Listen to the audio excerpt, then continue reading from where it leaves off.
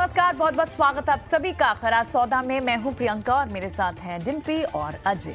तो आज credit policy जो एक काफी हद तक नॉन इवेंट हो सकता है, लेकिन कमेंट्स क्या होंगे जीडीपी ग्रोथ को लेकर, इन्फ्लेशन को लेकर और साथ ही रूरल रिकवरी कितनी स्ट्रॉन्ग दिख रही है, इन सब पर नजर तो होगी। लेकिन आज तमाम सारे क्यूज क्या होंगे, चलिए एक एक करके उनको पहले देख लेते हैं, फिर उन्हें डिटेल में समझेंगे भी। तो 4 बड़े ट्रिगर्स इस वक्त क्या आ रहे हैं। पहला तो ग्लोबल मार्केट से लगभग 63 पॉइंट्स आपने देखा कि डाउ में 2-3 दिन से जो थोड़ी सी वहां ब्रेक लगी हुई थी, मामूली सी आपको बढ़त जरूर देखने को मिली है।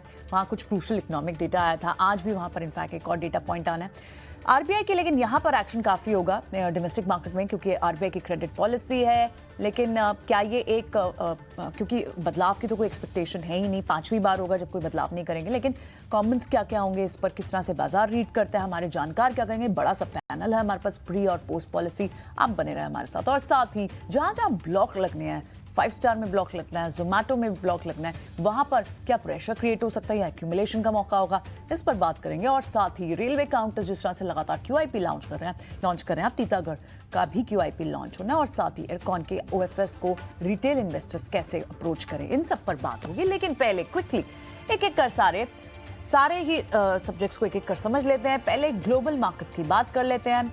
मॉर्निंग अजय, कल फिर से नैस्डैक और टेक शेयर वापस आए, क्योंकि अब तो देखिए छोटे छोटे ट्रिगर्स की बात करनी पड़ी, बड़ा ट्रिगर तो सपोर्टिव दिख ही रहा है इंडियन मार्केट्स के लिए। आजकल आप नैस्डैक और डाउ बहुत क्लोजली ट्रैक कर रही हैं। जी हाँ, थोड़ी रिबाउंड हमने देखने को मिली यूएस मार्केट से।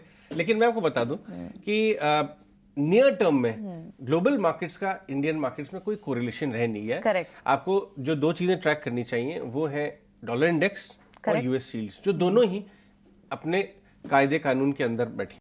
बहुत बड़ी मूवमेंट्स नहीं आ रहे, एक घटने के बाद एक जगह स्थिर हो गई हैं, तो वो ज्यादा इंपैक्ट करेंगी इंडियन मार्केट्स को। यूएस मार्केट का डायरेक्शन बहुत ज्यादा नीचे नहीं है, एक अच्छी रैली के बाद वो कंसोलिडेट कर रहा है, थोड़ा ऊपर नीचे आपको रेंज मिलेगा। अगर हम डाउ का आपको चार्ट दिखा पाते हैं लास्ट 6 महीने का, तो आपको नजर आएगा कि यूएस मार्केट, नैस्डैक एंड डाउ, एसएनपी एक बहुत शानदार रिकवरी देके अपने गेन्स को पकड़ के बैठे हुए हैं। ओके। तो कहानी आ रही है सारी इंडियन मार्केट्स में, क्योंकि हम ग्लोबल मार्केट्स को शॉर्ट टर्म में आउट परफॉर्म कर रहे हैं। ये हफ्ता जो है, जो हम खत्म कर रहे हैं, आज वाइंड अप कर रहे हैं, ये मिड कैप्स के लिए, बैंक निफ्टी के लिए, निफ्टी के लिए कई सालों और महीनों के बेस्ट हफ्ता है। क्यों ना हो, एग्जैक्टली ये हुआ है। तो इसलिए कोई दिक्कत वाली बात नहीं है। कल क्या हुआ उसके बारे में बात कर लेते हैं। पूरे साल का गेन जितना जिस ट्रेडर ने कमाया, एक हफ्ते का। अंग्रेजी में कहावत है, there are decades when nothing happen and there are days when decades happen. Correct. तो वही वाला हाल है, कोई प्रॉब्लम वाली बात नहीं है। अच्छी बात यह है कि जो क्रूड की जो गिरावट है वो मार्केट के लिए और इकोनॉमी के लिए बहुत अच्छी है। देखिए, डिम्पी ने बहुत शानदार तरीके से नैस्डैक का चार्ट भी दिखा दिया। ये आप रिकवरी दिख रही है चरणबद्ध तरीके से, एक स्टेप्स में यूएस मार्केट रिकवर करके अपने गेन्स को डाइजेस्ट कर रहा है। डेली आपको 400 पॉइंट के ऊपर नीचे के मूव नहीं दिखेंगे। आप यूएस मार्केट्स बोल रहे थे, मैं क्यों ट्रैक कर रही हूं, क्योंकि आईटी यहां से जो रिबाउंड दे रहा है ना, उसका एक कोरिलेशन क्या नैस्डैक भी सपोर्ट देगा, इस वजह से सिंपल सा रूल मैं बता दूं आपको कि बाजार को, ग्लोबल मार्केट को भनक लग रही है रेट्स पीक आउट होके, रेट कट साइकिल, और जब जब ये होता है तो यूएस आईटी, जिसे हाई ग्रोथ एरिया माना जाता है, वो आउट परफॉर्म करने लगता है। तो एग्जैक्टली वो हो रहा है। हम यूएस से वापस इंडिया आ जाते हैं। श्योर। कल एग्जैक्टली थोड़ी सी एफआईएस की सेलिंग जरूर कल देखने को मिली है फिर से, लेकिन ये डाइजेशन सेलिंग होनी चाहिए। आई थिंक उस सेलिंग को बहुत बड़ा मत मानिए। हाँ। मैं आपको बताऊं कि कल क्या हुआ। निफ्टी और बैंक निफ्टी एक लेवल पे आगे अपने गेन्स को डाइजेस्ट कर रहे हैं, लेकिन क्योंकि मैं पॉजिटिव देखता हूं हमेशा, नीचे से 250 point bank Nifty lowest point से रिकवर होकर बंद हुआ, और निफ्टी करीब 67 पॉइंट रिकवर होकर बंद हुआ। आपको अगर आप इंट्राडे देखेंगे निफ्टी और बैंक निफ्टी की, तो आपको नजर आएगा ऑलमोस्ट फ्लैट बंद हुए। मेरे लिए एक एक्चुअली पॉजिटिव है। ओके। जब तक हम अपना 90-95% गेन्स को प्रोटेक्ट करके बैठे हुए हैं, ये एक्चुअली पॉजिटिव है। और इसको प्रोटेक्ट करके हम गंवाते नहीं है बहुत ज्यादा आगे आने वाले 3-4-5 दिनों में, तो ये पॉजिटिव है। ये देखिए, निफ्टी बैंक कितना प्यारा रिकवर होकर बंद हुआ, निफ्टी भी डेज लो से बंद हुआ। डायरेक्टर साहब लेके आइए mid cap and small cap, और ये एकदम रिवर्स कैलकुलेशन चल रहा है। मिड कैप स्मॉल कैप में भयंकर ट्रेडिंग हो रही है, कैश बेस्ड स्टॉक में ट्रेडिंग हो रही है, तो कोई दिक्कत वाली बात नहीं है। बाजार बहुत ज्यादा एक्टिव है, और हमें कल एग्जैक्टली यही हुआ, आउट परफॉर्मेंस मिड कैप और स्मॉल कैप और साइड मार्केट में बहुत अच्छी आउट परफॉर्मेंस दिखाई दी। ओके, तो कल का ये तो बात होगी कल के ट्रेड की। अब लेकिन आज बाजार में किस तरह से अप्रोच करना चाहिए? देखिए, 20,900 के आसपास निफ्टी टिका रहता है, तो कोई दिक्कत वाली बात नहीं है। आपको पुलबैक्स में ही खरीदारी करनी चाहिए। आज आपको 40-45 पॉइंट का गैप अप दिख रहा है, होल्ड करिए पोजीशंस अपनी, आपको इंटरडे पुल बैक मिलेगा। मैं तो ये कहूंगा कि 11 बजे तक, जब तक एकदम क्लियर डायरेक्शन आरबीआई गवर्नर साहब की स्पीच का ना हो जाए, मत ट्रेड करिए। पोजीशन अगर लेके बैठे हैं तो ट्रेलिंग स्टॉप लॉस लगा के होल्ड करिए। देखिए कमेंट्री में क्या निकल के आता है। और पता है मुझे जो है ना ये वाली बात की आरबीआई पॉलिसी कभी भी नॉन इवेंट बनी नहीं सकती है। उनके कमेंट्स बहुत इंपॉर्टेंट हमेशा। और हर ट्रेडर इन्वेस्टर को मैं ये बोलूंगा, एक तबका है बाजार का जो मैक्रोस की इज्जत नहीं करता और कहता है अरे आरबीआई पॉलिसी क्या है, नॉन इवेंट। जी नहीं, बहुत इंपॉर्टेंट है। अगर आप ट्रेडर इन्वेस्टर हैं तो आपको गवर्नर साहब के कमेंट्री, फेड की कमेंट्री पे नजर बना के रखनी चाहिए। पिछली पॉलिसी और इस पॉलिसी के बीच में इतना कुछ हो गया।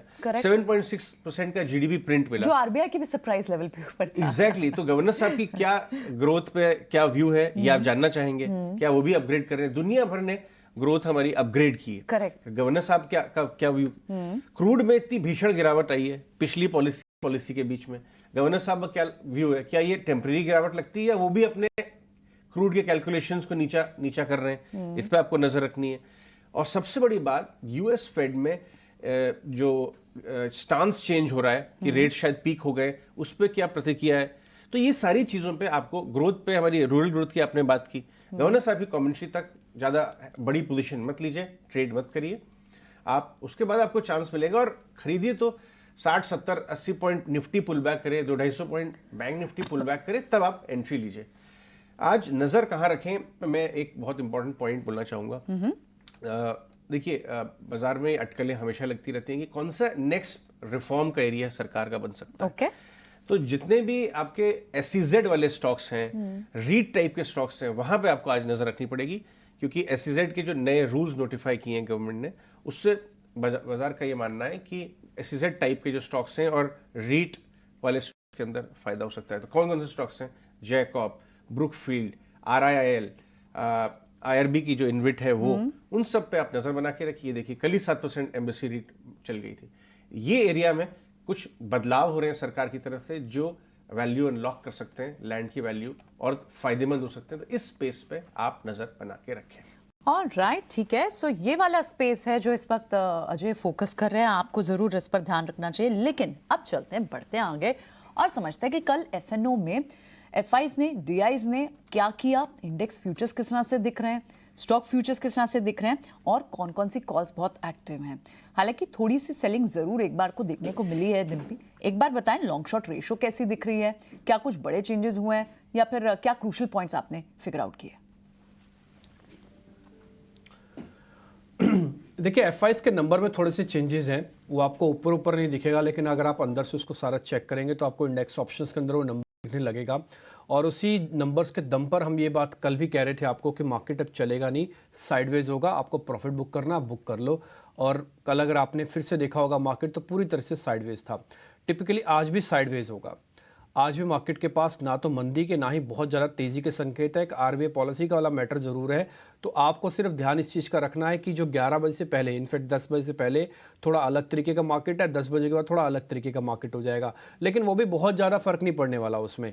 हाँ, काफ़ी सारे लोगों को ऐसा लग रहा है कि नॉन इवेंट हो सकता है, बट ये बैंक निफ्टी के लिए इवेंट हो सकता है। मैं एक एक करके सारे पॉइंट रखूंगा, लेकिन पहले निफ्टी पे आऊँगा। देखिए कल निफ्टी के अंदर ना करीब 7% के आसपास का ओपन इंटरेस्ट एडिशन हुआ, लेकिन कुछ खास बड़ा चेंजेस नहीं आया हमको, ठीक है। तो पॉइंट्स में कुछ चेंजेस नहीं थे, उल्टा 36 पॉइंट टूटे ही। तो मार्केट के पास जो एक हर्डल है ना, सेकंड डे भी प्रूव हो गया कि 21,000 इसको पार करना मुश्किल हो रहा है। जबकि आप चर्निंग भी करवा रहे हो, रिलायंस को भी खड़ा कर रहे हो, आप सब कुछ तो कर रहे हो जो कर सकते हो, तो वो सब हुआ, लेकिन मार्केट उस रेंज को पार नहीं किया। तो ये रेंज टफ हो रही है, ये जैसे जैसे दिन बीतता जाएगा टफ होती जाएगी। तो जिस डिप की वेट हो रही है ना, उस डिप के लिए ये पहला सिग्नल तो हो गया है कि हमको जब तक 21,050 पार नहीं करेंगे हमको बाय नहीं करना, एक डिप की वेट करनी है। ये डिप आएगा कहाँ तक? ये डिप आ सकता है आपको स्टॉप लॉस जो हम रेजिस्टेंस और सपोर्ट के लेवल देते हैं ना, वहाँ पे छुपा हुए लेवल से 20,700 के लिए आप वेट कीजिएगा। ये अपॉर्चुनिटी आपको जरूर देगा। 20,500 पोजिशनल वालों को स्टॉप लॉस रखना है, जिनको 500 पॉइंट निफ्टी ऊपर नीचे झेलने की आदत है। लेकिन जिनको आदत नहीं है उनको 20,700 का स्टॉप रखना है, या 20,700 के आसपास आके खरीद लेना। उस केस में आपका रिस्क रिवॉर्ड अच्छा हो जाएगा। बाजार खरीदने के लिए मैं मना नहीं कर रहा, लेकिन रिस्क रिवॉर्ड अच्छा नहीं है इसलिए मना कर रहा हूं। और अगर आपने 1 से 2 दिन में ऐसा काम किया तो आपको कुछ फायदा हुआ ही नहीं, आप लेके पैसा ब्लॉक करके बैठ गए हो। ऑप्शन वाले कृपा करके दूर रहें। मार्केट जब तक साइडवेज है ऑप्शंस में पैसा बनेगा नहीं, राइटिंग रिटेलर करता नहीं, तो इसलिए राइटर्स को ही बेनिफिट आएगा क्योंकि कॉल पुट दोनों राइट हो जाती हैं। तो निफ्टी के अंदर अब 21,000 का लेवल पार नहीं होगा डिसाइसिवली 21,50 वाला, आपको कोई भी जो छोटी मोटी रैली भी आएगी ना वो बिक जाएगी हाथ से। तो 20,27 की वेट करें, 700 की वेट करें, और या तो फिर 21,000 के ऊपर आने की वेट करें। बैंक निफ्टी पे आते हैं। देखिए कल बैंक निफ्टी ने ना 1-2 काम अच्छे किए। एक तो उसको जो ब्रीद करना था क्योंकि वो चला हुआ था 2000 पॉइंट, तो उसने ब्रीदिंग स्पेस 2 दिन में ले लिया। अब वो फिर से आके रुक गया उस जगह पर आके, और आज उसी से जुड़ा हुआ इवेंट है। तो कल का जो डाटा है ना वो थोड़ा ये इंडिकेट कर रहा है कि थोड़ी बहुत फ्लैट डाटा था, बट उसका ओपन इंटरेस्ट भी कुछ खास नहीं था 1% का, बट उसने क्लोजिंग अच्छी की है 46,800 के ऊपर। और आप मानेंगे कल 46,507 का लो था, हमने आपको दूसरा स्टॉप लॉस 46,500 ही दिया था। तो ये अच्छा साइन है। आज आरबीआई की पॉलिसी में अगर कुछ भी अच्छा रहता है, ऐसे मान लीजिए 10% भी अच्छा रहता है, तो 10% पे ये रिएक्ट करेगा, 47,000 तक जाएगा, हो सकता है 47,200 तक भी चला जाए, लेकिन उससे ऊपर ये भी नहीं जाएगा। तो आपको छोटा प्रॉफिट कमाना होगा तो आप थोड़ा व्यू पॉइंट इसमें पॉजिटिव रखना। 46,800 टूटने पर 46,500 जरूर आएगा, और ऊपर जाते समय 47,200 का एक रेजिस्टेंस एरिया है, इसको ध्यान में रखिएगा। ऑप्शंस वाले ट्रेड ना करें, अगर करना भी है तो पॉलिसी के बाद सिर्फ बैंक निफ्टी में करें, निफ्टी में तो बिल्कुल ना करें। रही बात पुट कॉल रेशियो वगैरह की और विक्स की, विक्स कल टूटा है 7%, उसने फियर भी कम किया और आरबीआई पॉलिसी की इंपॉर्टेंस को भी कम कर दिया, नहीं तो एक टूटता नहीं 1 डे बिफोर, तो ये टूट गया है कल 7%। तो आपको ज़्यादा बड़ा स्विंग नहीं आएगा, और जो स्विंग आएगा भी सिर्फ बैंक निफ्टी के हाल में रह जाएगा और कुछ नहीं होने जा रहा। तो मार्केट आज इंडाइसेस में आप मौज कीजिए, शांति रखिए, कुछ खास बड़ा मूवमेंट आपको नहीं देखने को मिलेगा। इंडेक्स ट्रेडर्स के लिए बहुत बड़ी कोई मूवमेंट आज पॉसिबल नहीं दिखती है, लेकिन स्टॉक्स में कैसे ट्रेड करें? 2 स्टॉक्स जो आपने फिगर आउट किए। देखिए दोनों शेयर हमने आज निकाले हैं, लेकिन दोनों में एक प्रॉब्लम ये है कि दोनों एफ एंड बैन में है। क्या बैन में होने से शेयर्स को हम ट्रेड नहीं कर सकते आप उसको कैश में कीजिए, इंट्राडे कीजिए, लेकिन पोजीशंस को कैरी नहीं कर सकते, बस यही प्रॉब्लम होती है बैन में जाने में। तो आप कैश में काम कर लेना। मैं दोनों शेयर्स आपके सामने रखता हूँ। फर्स्ट है इंडियाबुल हाउसिंग फाइनेंस। देखिए ये इंडियाबुल हाउसिंग जो फाइनेंस, ये शेयर हम लोग कई बार आपको नोटिस करवा चुके हैं और हर बार अमूमन हम इस पर ठीक बैठते हैं। आप देखेंगे हमने इसमें ना 2 जोन बनाए हुए हैं टिपिकली, जैसे आजकल SEZ की अभी अजय आपको बता रहे थे, ऐसी कुछ जो जोन है इसमें भी, बाय जोन 1, बाय जोन 2। ये ना कल बाय जोन 2 का भी ब्रेकआउट कर रहा है, और इसके अंदर ना काफ़ी अच्छा मोमेंटम, काफ़ी अच्छा एक वॉल्यूम के साथ काम हुआ है कल। तो कल ना इसने वीकली पे ब्रेकआउट किया हुआ है, तो आप ये बाय जोन 2 यानी कि जिस पे बंद हुआ है ना, आज ये फिर से चल सकता है, और कोई बड़ी बात नहीं है। इसके अंदर हम अच्छे लेवल्स यानी कि 30-40 रुपए का एक अच्छा मूवमेंट और देखें तो रिस्क रिवॉर्ड अच्छा है। बैन में कौन खरीदेगा फ्यूचर्स में? मैं तो बैन में है। तो फिर हुआ क्या ऐसा कि ये शेयर चल रहा है, तो इसके अंदर कुछ हद तक नेगेटिविटी कटी है और थोड़ा कैश के अंदर बाइंग हुई है। ये शेयर आपको इंडियाबुल हाउसिंग फाइनेंस आज ध्यान रखने वाला शेयर होगा। इसको हम कई बार आपको स्टैंडर्ड डिस्क्लोजर भी इसके साथ दे चुके हैं। दूसरा शेयर मैं थोड़ा रिस्की ट्रेडर्स के लिए आज लेके आया हूं, जिनको थोड़ा एक्साइटमेंट और मार्केट के अंदर उथल पुथल पसंद होती है, वो है जी एंटरटेनमेंट का शेयर। मार्केट में बहुत बस चल रहा है कि इनकी डील टूट गई, लेकिन मेरे पास जो इनसाइडर इंफॉर्मेशन है कि डील कुछ नहीं टूटी है, डील बकायदा होगी और सारे चीज़ों को हटा दिया जाएगा। लेकिन ये मेरा अपना सोर्स है, ना ही चैनल का ना ही रिपोर्टर्स का पॉइंट है, इसलिए मैं स्टैंडर्ड डिस्क्लोजर दे दूं कि ये मेरा अपना इंफॉर्मेशन है जो मैं आपके साथ शेयर कर रहा हूं। इसमें चैनल का और रिपोर्टर का कोई लेना देना नहीं होगा। जी एंटरटेनमेंट पे आप जरूर ध्यान रखिएगा। कल हमने आपका ऑप्शंस का ट्रेड भी बताया था, 270 की कॉल, कोई दो बड़ी बात नहीं है, 1-2 दिन के अंदर ये 300 का लेवल भी दिखा दें। जो भी होगा अब इसमें फास्ट होगा, तो आप इसमें एक छोटा सा स्टॉप लॉस अपने वित्तीय सलाहकारों से पूछ लेना। एक्सपेरिमेंट अगर करने की आदत है तो जी एंटरटेनमेंट जरूर आपको एक मोमेंटम ट्रेड देगा। 200 दिनों का अहम सपोर्ट, ये भी एफ एंड बैन में है। जब बैन में है तो फिर शेयर चल क्यों रहे हैं, और इस तरह से क्यों चल रहे हैं कि 13 रुपए 5% चलना पड़ रहा है? इसका मतलब कुछ ना कुछ इस बैन में रख के उस शेयर के साथ किया जा रहा है, तो आपको यह असर हो सकता है पॉजिटिव दिखे। तो जी एंटरटेनमेंट और इंडियाबुल हाउसिंग फाइनेंस, ये आज 2 शेयर हमारी तरफ से हैं। बहुत शानदार। कल तो आपका शेयर एकदम बहुत ही फर्राटे से दौड़ रहा था जो आपने कल लिया था डिम्पी जी, कांग्रेचुलेशन। टाटा पावर आपने कल 10% चलवा दिया, और इंडियाबुल हाउसिंग हम आपको 140 रुपये से दिलवा रहे हैं। और जब भी उसके अंदर ट्रिगर आते हैं, नए ट्रिगर अगले हफ्ते आ सकते हैं क्या? वॉच करिए स्पेस, हो सकता है इंडिया हाउसिंग में कुछ ट्रिगर्स आ जाएं। और जी एंटरटेनमेंट, आपको पता है वहाँ पे क्या कहानी चल रही है, क्या कुछ डेवलपमेंट हो सकता है क्या उस कहानी में, मैनेजमेंट को लेके, मर्जर को लेके, वॉच द स्पेस, हो सकता है। तो इसीलिए शायद कैश में इतना इंटरेस्ट आ रहा है, जो रिफ्लेक्ट हो रहा है चार्ट्स में डिम्पी को भी। लेकिन आगे चलते हैं, संतोष मीना, अक्षय भागवत और जय पटेल से हम शो की शुरुआत करते हैं। आगे भी और पैनलिस्ट आएंगे। आप तीनों का स्वागत है, गुड मॉर्निंग, सुप्रभात, ईटीवी न्यूज़ स्वदेश पे।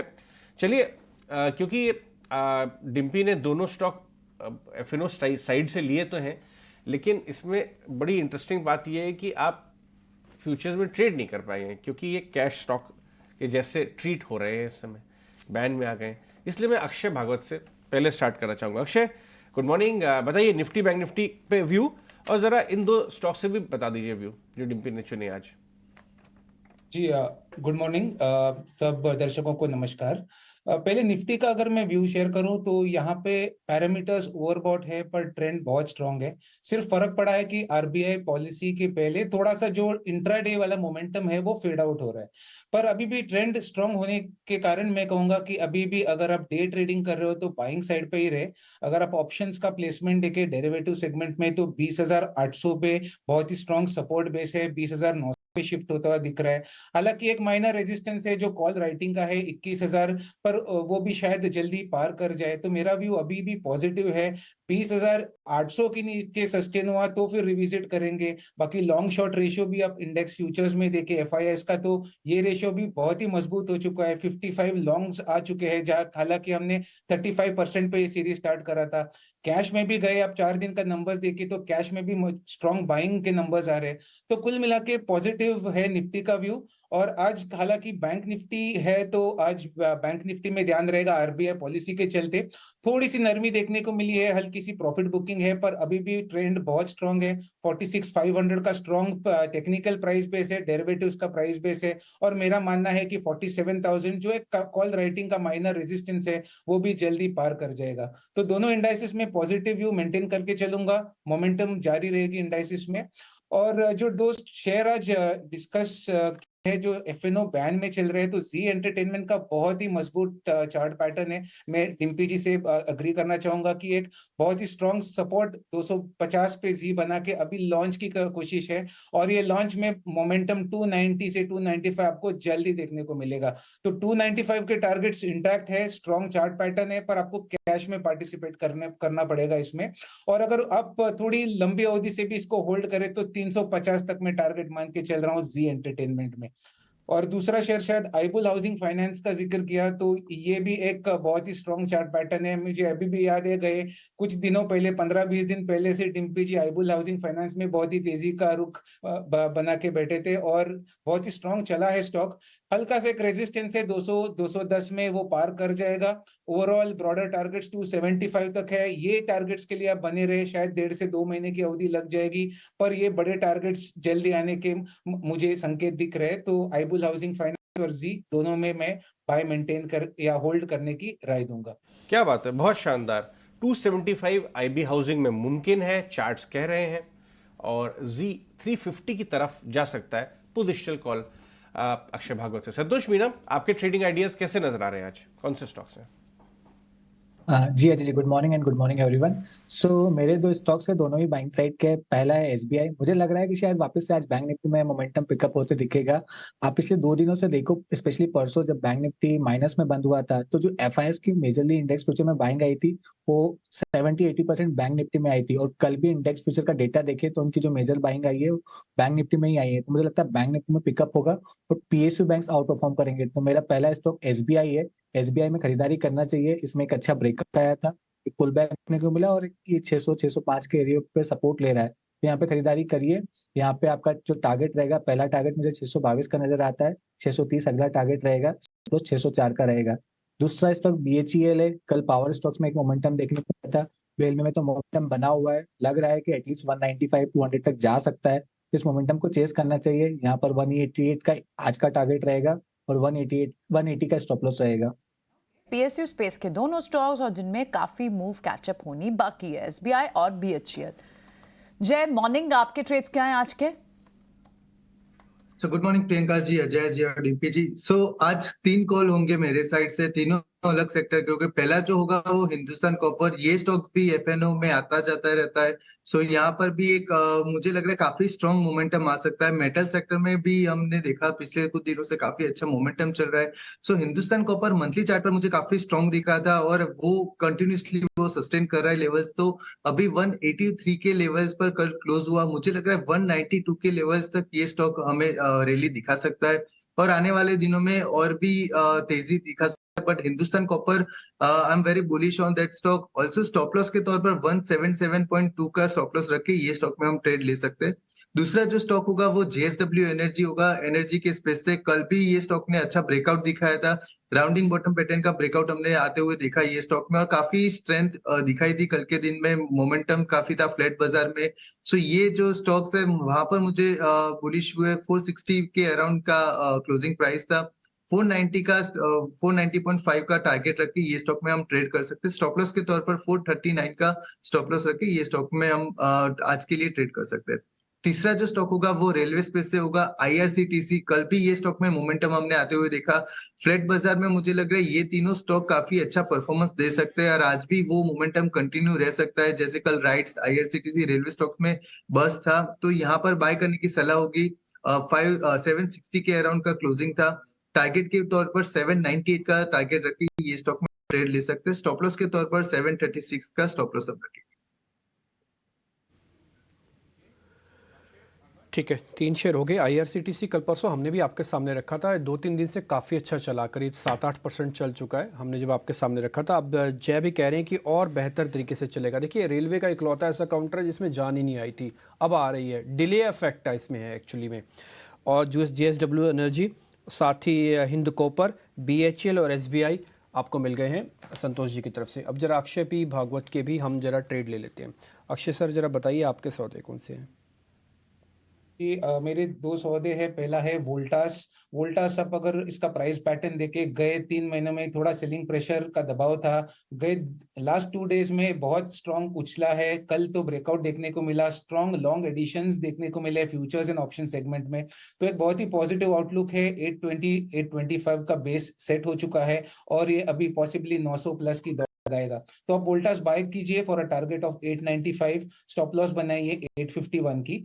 और जो दूसरा ट्रेड है वो सन टीवी है, मीडिया स्पेस से है। तो एक रेंज में चल रहा है सन टीवी। गए कुछ ट्रेडिंग सेशन से 660 का बेस है और मेरा मानना है कि जल्दी ये स्टॉक लॉन्च कर जाएगा और एक ब्रेकआउट देखने को मिलेगा आपको 680 के ऊपर। शायद आज ही दिख जाए वो, तो आपको बाय करना है Sun TV for a possible breakout. तो ब्रेकआउट के टारगेट्स इसके बनेंगे आपके करीबन ऊपर में 710 और 895 इसका फर्स्ट टारगेट, 710 इसका दूसरा टारगेट, 674 ये दूसरा ये स्टॉप लॉस रहेगा सन टीवी पे। तो आपके 2 शेयर हो गए, एक तो वोल्टा, सन टीवी। आज एक सिर्फ जेएसडब्ल्यू एनर्जी को छोड़ के ज़्यादातर शेयर एफ&ओ से जुड़े हुए हैं। तो इससे मतलब साफ जाहिर हो रहा है कि जो एक्सपर्ट्स हैं वो छोटे मिड कैप कैटेगरी के शेयर्स को थोड़ा अवॉइड कर रहे हैं इस समय, और फ्रंट लाइन के साथ ही जाना चाहेंगे। तो आप ज़्यादातर शेयर उसी कैटेगरी के देख पा रहे हैं जहाँ पे एफ&ओज अवेलेबल हैं। खैर, आगे बढ़ते हैं, शरद को अपने साथ जोड़ लेते हैं और उनसे ज़रा जान लेते हैं खबरों वाले शेयर्स। शरद, गुड मॉर्निंग, बताएं आज के stocks and news. Good morning Dimpy. तो सबसे पहले जो है ब्लॉक डील्स पे जो है फोकस रहने वाला है। आज जोमेटो का ब्लॉक डील हो सकता है जहाँ पे सॉफ्ट बैंक जो है कंप्लीट एग्जिट ले सकती है, क्योंकि लास्ट टाइम जो था उनका स्टेक ऑलमोस्ट 1% स्टेक था अक्टूबर के सेल के बाद, और अब जो है 1.1% स्टेक की बिकवाली कर सकते हैं, जिसका वैल्यू 1125 करोड़ रुपीज़ का है। जो प्राइस रखा गया डील का लगभग 121 रुपये प्रति शेयर रखा गया है, मोर और लेस जो है करंट मार्केट प्राइस के पास ही है। दूसरा स्टॉक जो फोकस में रहेगा जहाँ पे ब्लॉक डील होगा वो है 5 स्टार बिजनेस, और यहाँ पे 3 P players, matrix partners, TPG Asia और पीक 15 पार्टनर्स जो है एग्जिट से कर सकते हैं। लगभग 8.8% स्टेक की बिकवाली कर सकते हैं, एक टाइप से पार्शियल एग्जिट होगा। और इनका जो अगर वैल्यू देखें तो 1876 करोड़ का आ रहा है। इसके जो प्राइस इस डील की है वो 730 रुपीज़ पर शेयर की है, यानी लगभग 3% डिस्काउंट पे। तीसरा स्टॉक फोकस में रहेगा टीटागढ़ रेल सिस्टम। 700 करोड़ का QIP इशू जो है खुल चुका है, और इम्पॉर्टेंटली जो फ्लोर प्राइस है वो 976 रुपीज़ पर शेयर का है, जो ऑलमोस्ट 1% डिस्काउंट पे है। चौथा स्टॉक रहेगा बजाज कंज्यूमर। खैर यहाँ पे उनके मैनेजमेंट मीट हुई थी, वहाँ से दो इंपॉर्टेंट बात सामने समझ में आते हैं। सबसे पहला है कि कंपनी ने प्राइस हाइक लिया है लगभग 3 से लेके 5% का आपके लार्ज वाली प्रोडक्ट्स में, और जो दिवाली के बाद जो है उनके प्राइसिंग जो डिमांड है वो थोड़ी सी कम ज़रूर हुई है, लेकिन ओवरऑल कमेंट्री में जो है स्ट्रेंथ देखने मिला है। आईएफएल सिक्योरिटीज़ में एक पॉजिटिव न्यूज़ फ्लो देखने मिला है। एसएटी ने जो है सेबी की जो ऑर्डर आई थी जहाँ पे उन्हें रोक लगा दिया गया था नए क्लाइंट्स को लाने के लिए एज अ स्टॉक ब्रोकर 2 साल के लिए, अब उसको जो है सेट असाइड कर दिया गया ऑर्डर। इसका मतलब एक पॉजिटिव इम्पैक्ट आईएफएल सिक्योरिटीज़ में देखने आज मिल सकता है। आरबी इंफ्रा की भी हम बात कर लेते तो यहाँ पे देखें तो टोल रेवेन्यू में बढ़त आई है और नवंबर के महीने में लगभग 19% का ईयर ऑन ईयर बेसिस पे ग्रोथ देखने मिला है। और आखिर में मैं बात करूंगा ट्यूब इन्वेस्टमेंट्स का, जहां पे मोतीलाल ओसवाल म्यूचुअल फंड ने लगभग 10 लाख शेयर्स की एक्विजिशन की है, यानी कि ऑलमोस्ट 0.52% स्टेक की। तो largely deal specific news flow ज़्यादा आज देखने मिल रहा है हमें। स्पेसिफिक न्यूज़ फ्लो, ठीक है, ये जहाँ जहाँ ब्लॉक्स लगेंगे इन पे एक बार ट्रेड्स भी लेंगे। शुक्रिया शरद ये बताने के लिए। अब क्विकली एक बड़ी स्टोरी को पहले ट्रैक कर लेते हैं, फिर माक्षी के साथ ब्रोकरेज भी हाउस की रिपोर्ट्स भी समझेंगे, और वो स्टोरी है शुगर स्पेस से। कल हमने देखा जितने भी शुगर काउंटर्स थे, चाहे कैश के हो चाहे एफएनओ के, सब में 5-6% का दबाव था। और उसका रीज़न है कि शायद इस तरह की बात आ रही है कि सरकार एथनॉल प्रोडक्शन को लेकर जो मेजर कॉन्स्टिट्यूएंट्स हैं उन पर रोक लगा सकती है, जैसे कि गन्ना, शुगर केन। क्या पूरी स्टोरी है और इस पर किस तरह का असर पड़ सकता है, कौन कौन से स्पेसिस को, ये सब ट्रैक कर रही हैं अशेषा। उनसे आइए पहले समझते हैं। अशेषा। जी हाँ, department of food and public distribution ने कल एक नोटिफिकेशन निकाला कंपनीज के लिए, जहां उन्होंने कहा कि शुगर कंपनीज अब शुगर केन जूस या सिरप का इस्तेमाल नहीं कर सकते इथेनॉल प्रोडक्शन के लिए। अब तक जो इथेनॉल ऑलरेडी बनाया गया है शुगर केन जूस या सिरप से, वो सप्लाई किया जा सकता है, लेकिन नया प्रोडक्शन नहीं किया जाएगा। इसके अलावा याद रखें इथेनॉल बी हैवी मोलासिस से भी बनाया जाता है, और उन्होंने कहा कि जो कॉन्ट्रैक्ट्स ऑलरेडी साइन किए गए हैं इस टाइप के इथेनॉल के लिए, उसका सप्लाई अभी भी कंटिन्यू होता हुआ नजर आएगा। कुछ एम्बिग्विटी है इंडस्ट्री में कि क्या नए कॉन्ट्रैक्ट साइन किए जा सकते हैं इस इथेनॉल के लिए, कुछ क्लैरिटी रिक्वायर्ड है, लेकिन एनालिस्ट का मानना है कि ऑलरेडी कॉन्ट्रैक्ट्स साइन किए गए हैं 6 महीने के लिए। फुल ईयर के लिए ऑयल मार्केटिंग कंपनीज की 825 करोड़ लीटर्स की रिक्वायरमेंट होती है, और ऑलरेडी उन्होंने 500-520 करोड़ लीटर की कॉन्ट्रैक्ट साइन कर दिए गए हैं, और इसीलिए एनालिस्ट का मानना है कि कोई मेजर इम्पैक्ट देखने को नहीं मिलेगा शुगर कंपनीज के फाइनेंशियल पर। हाँ, एक ओवरहैंग होगा शुगर कंपनीज के लिए, लेकिन कोई मेजर नेगेटिव इम्पैक्ट देखने को नहीं मिलेगा। एनालिस्ट का ऐसा भी मानना है कि ये मेजर्स जो लिए गए हैं वो टेम्पररी है, और सप्लाईज जो इथेनॉल बनाया जाता है शुगर केन जूस और सिरप से, वो जल्द ही रिज्यूम भी कर दिया जाएगा। याद रखें, एथेनॉल प्रोडक्शन के लिए अगर केवल सी हैवी मोलासिस पर रिलाई करेंगे तो इथेनॉल वॉल्यूम्स पे सिग्निफिकेंट इम्पैक्ट देखने को मिल सकता है। All in all impact minimal होगा शुगर कंपनीज के लिए। क्लैरिटी चाहिए कि क्या नए कॉन्ट्रैक्ट साइन किए जा सकते हैं, और अगर साइन किए जाएंगे तो काफ़ी मिनिमल इम्पैक्ट देखने को मिलेगा शुगर कंपनीज पर। ओके, क्लैरिटी चाहिए कि इसका एग्जैक्ट इम्पैक्ट कितना होगा, लेकिन शॉर्ट टर्म में डेफिनेटली इम्पैक्ट स्टॉक मार्केट में दिखा गया। बलरामपुर में एक्टिव शॉर्टिंग हुई, फिर शॉर्ट कवरिंग हुई, और फिर नेट 4-5% नीचे ही बंद हुई। और आपके कैश बेस्ड स्टॉक जो शुगर थे, जो लोगों ने लोड कर रखे थे, उस पर थोड़ी अनवाइंडिंग हमने देखी।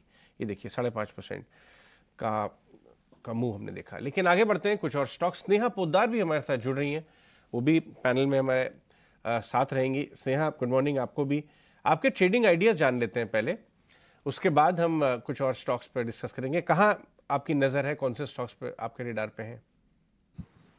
जी, वेरी गुड मॉर्निंग। तो सबसे मेरी पहली पिक रहेगी ICICI bank, because banking stocks फिलहाल जो अभी रिसेंट हमने रैली देखी है उसमें पार्टिसिपेट नहीं किए, तो अब बैंकिंग स्टॉक्स में एक मोमेंटम आना चाहिए।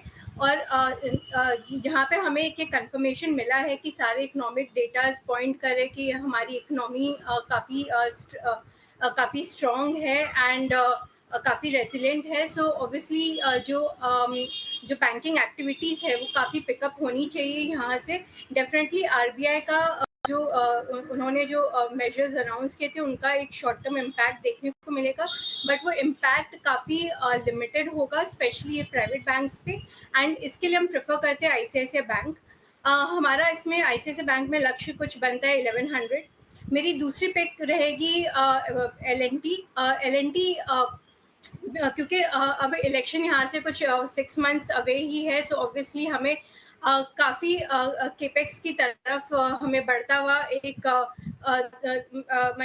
बढ़ता हुआ फोकस दिखाई देगा। सेकेंडली हम बिकॉज बीजेपी ने काफ़ी अच्छा शो दिखाया है स्टेट इलेक्शंस में, तो एक काइंड ऑफ क्लैरिटी आ रहा है कि शायद पॉलिटिकल स्टेबिलिटी कंटिन्यू होनी चाहिए। तो डेफिनेटली जो गवर्नमेंट की फोकस है on infrastructure spending, overall PLI schemes, make in India, तो वो फोकस में कहीं ना कहीं कैप गुड्स कंपनीज काफ़ी हद तक बेनिफिट करेंगी। एंड उसमें एल&टी हमारा एक टॉपिक बनता है जिसमें हम लक्ष्य कुछ 4000 का देखते हैं।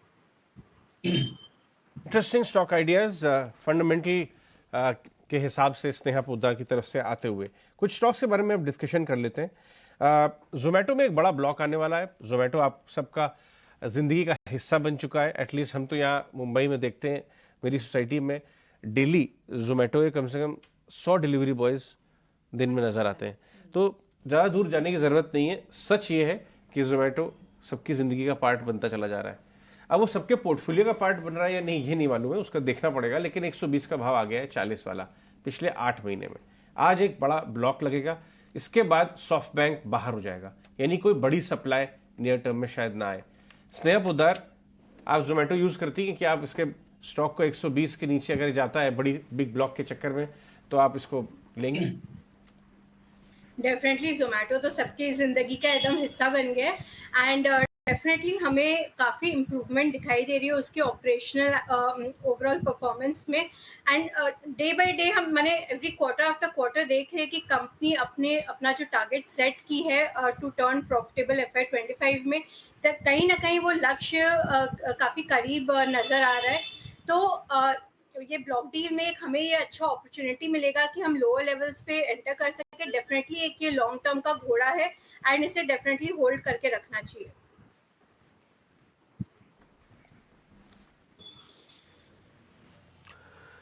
ठीक है। कुछ एक स्टॉक के बारे में अजय आपको बता रहे थे कि जैसे SEZ वाले स्टॉक्स पे आप ध्यान रखना है। एक्चुअली मैं उसी स्टॉक्स को देख रहा था, मेरे को रिलायंस इंडस्ट्रियल इंफ्रा RIIL के नाम से जो एक शेयर है, एक बार जरा दिखा सकते हैं, RIIL, उसका एक अच्छा बेस बना हुआ है, चार्ट भी अच्छा जो चल सकता है। तो मैं थोड़ा सा इस लीग से हट के इसी शेयर पर जरा पता करता हूँ। संतोष सर जरा आप चेक कीजिए तो रिलायंस इंडस्ट्रियल इंफ्रा।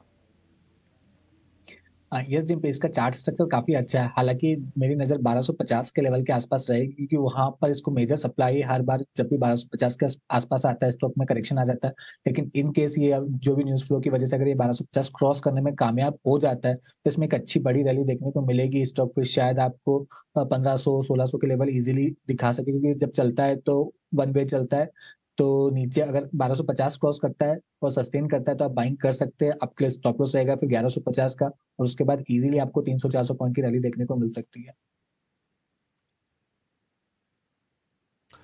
ओके ठीक है, तो ये एक अच्छा शेयर है, इसको आप ज़रूर नोटिस कीजिएगा। कल की क्लोजिंग ये अपने आप में बताने के लिए बहुत सफिशिएंट थी कि इसके पीछे कोई ना कोई न्यूज़ चल रही है जो कि पॉलिसी बेस्ड है।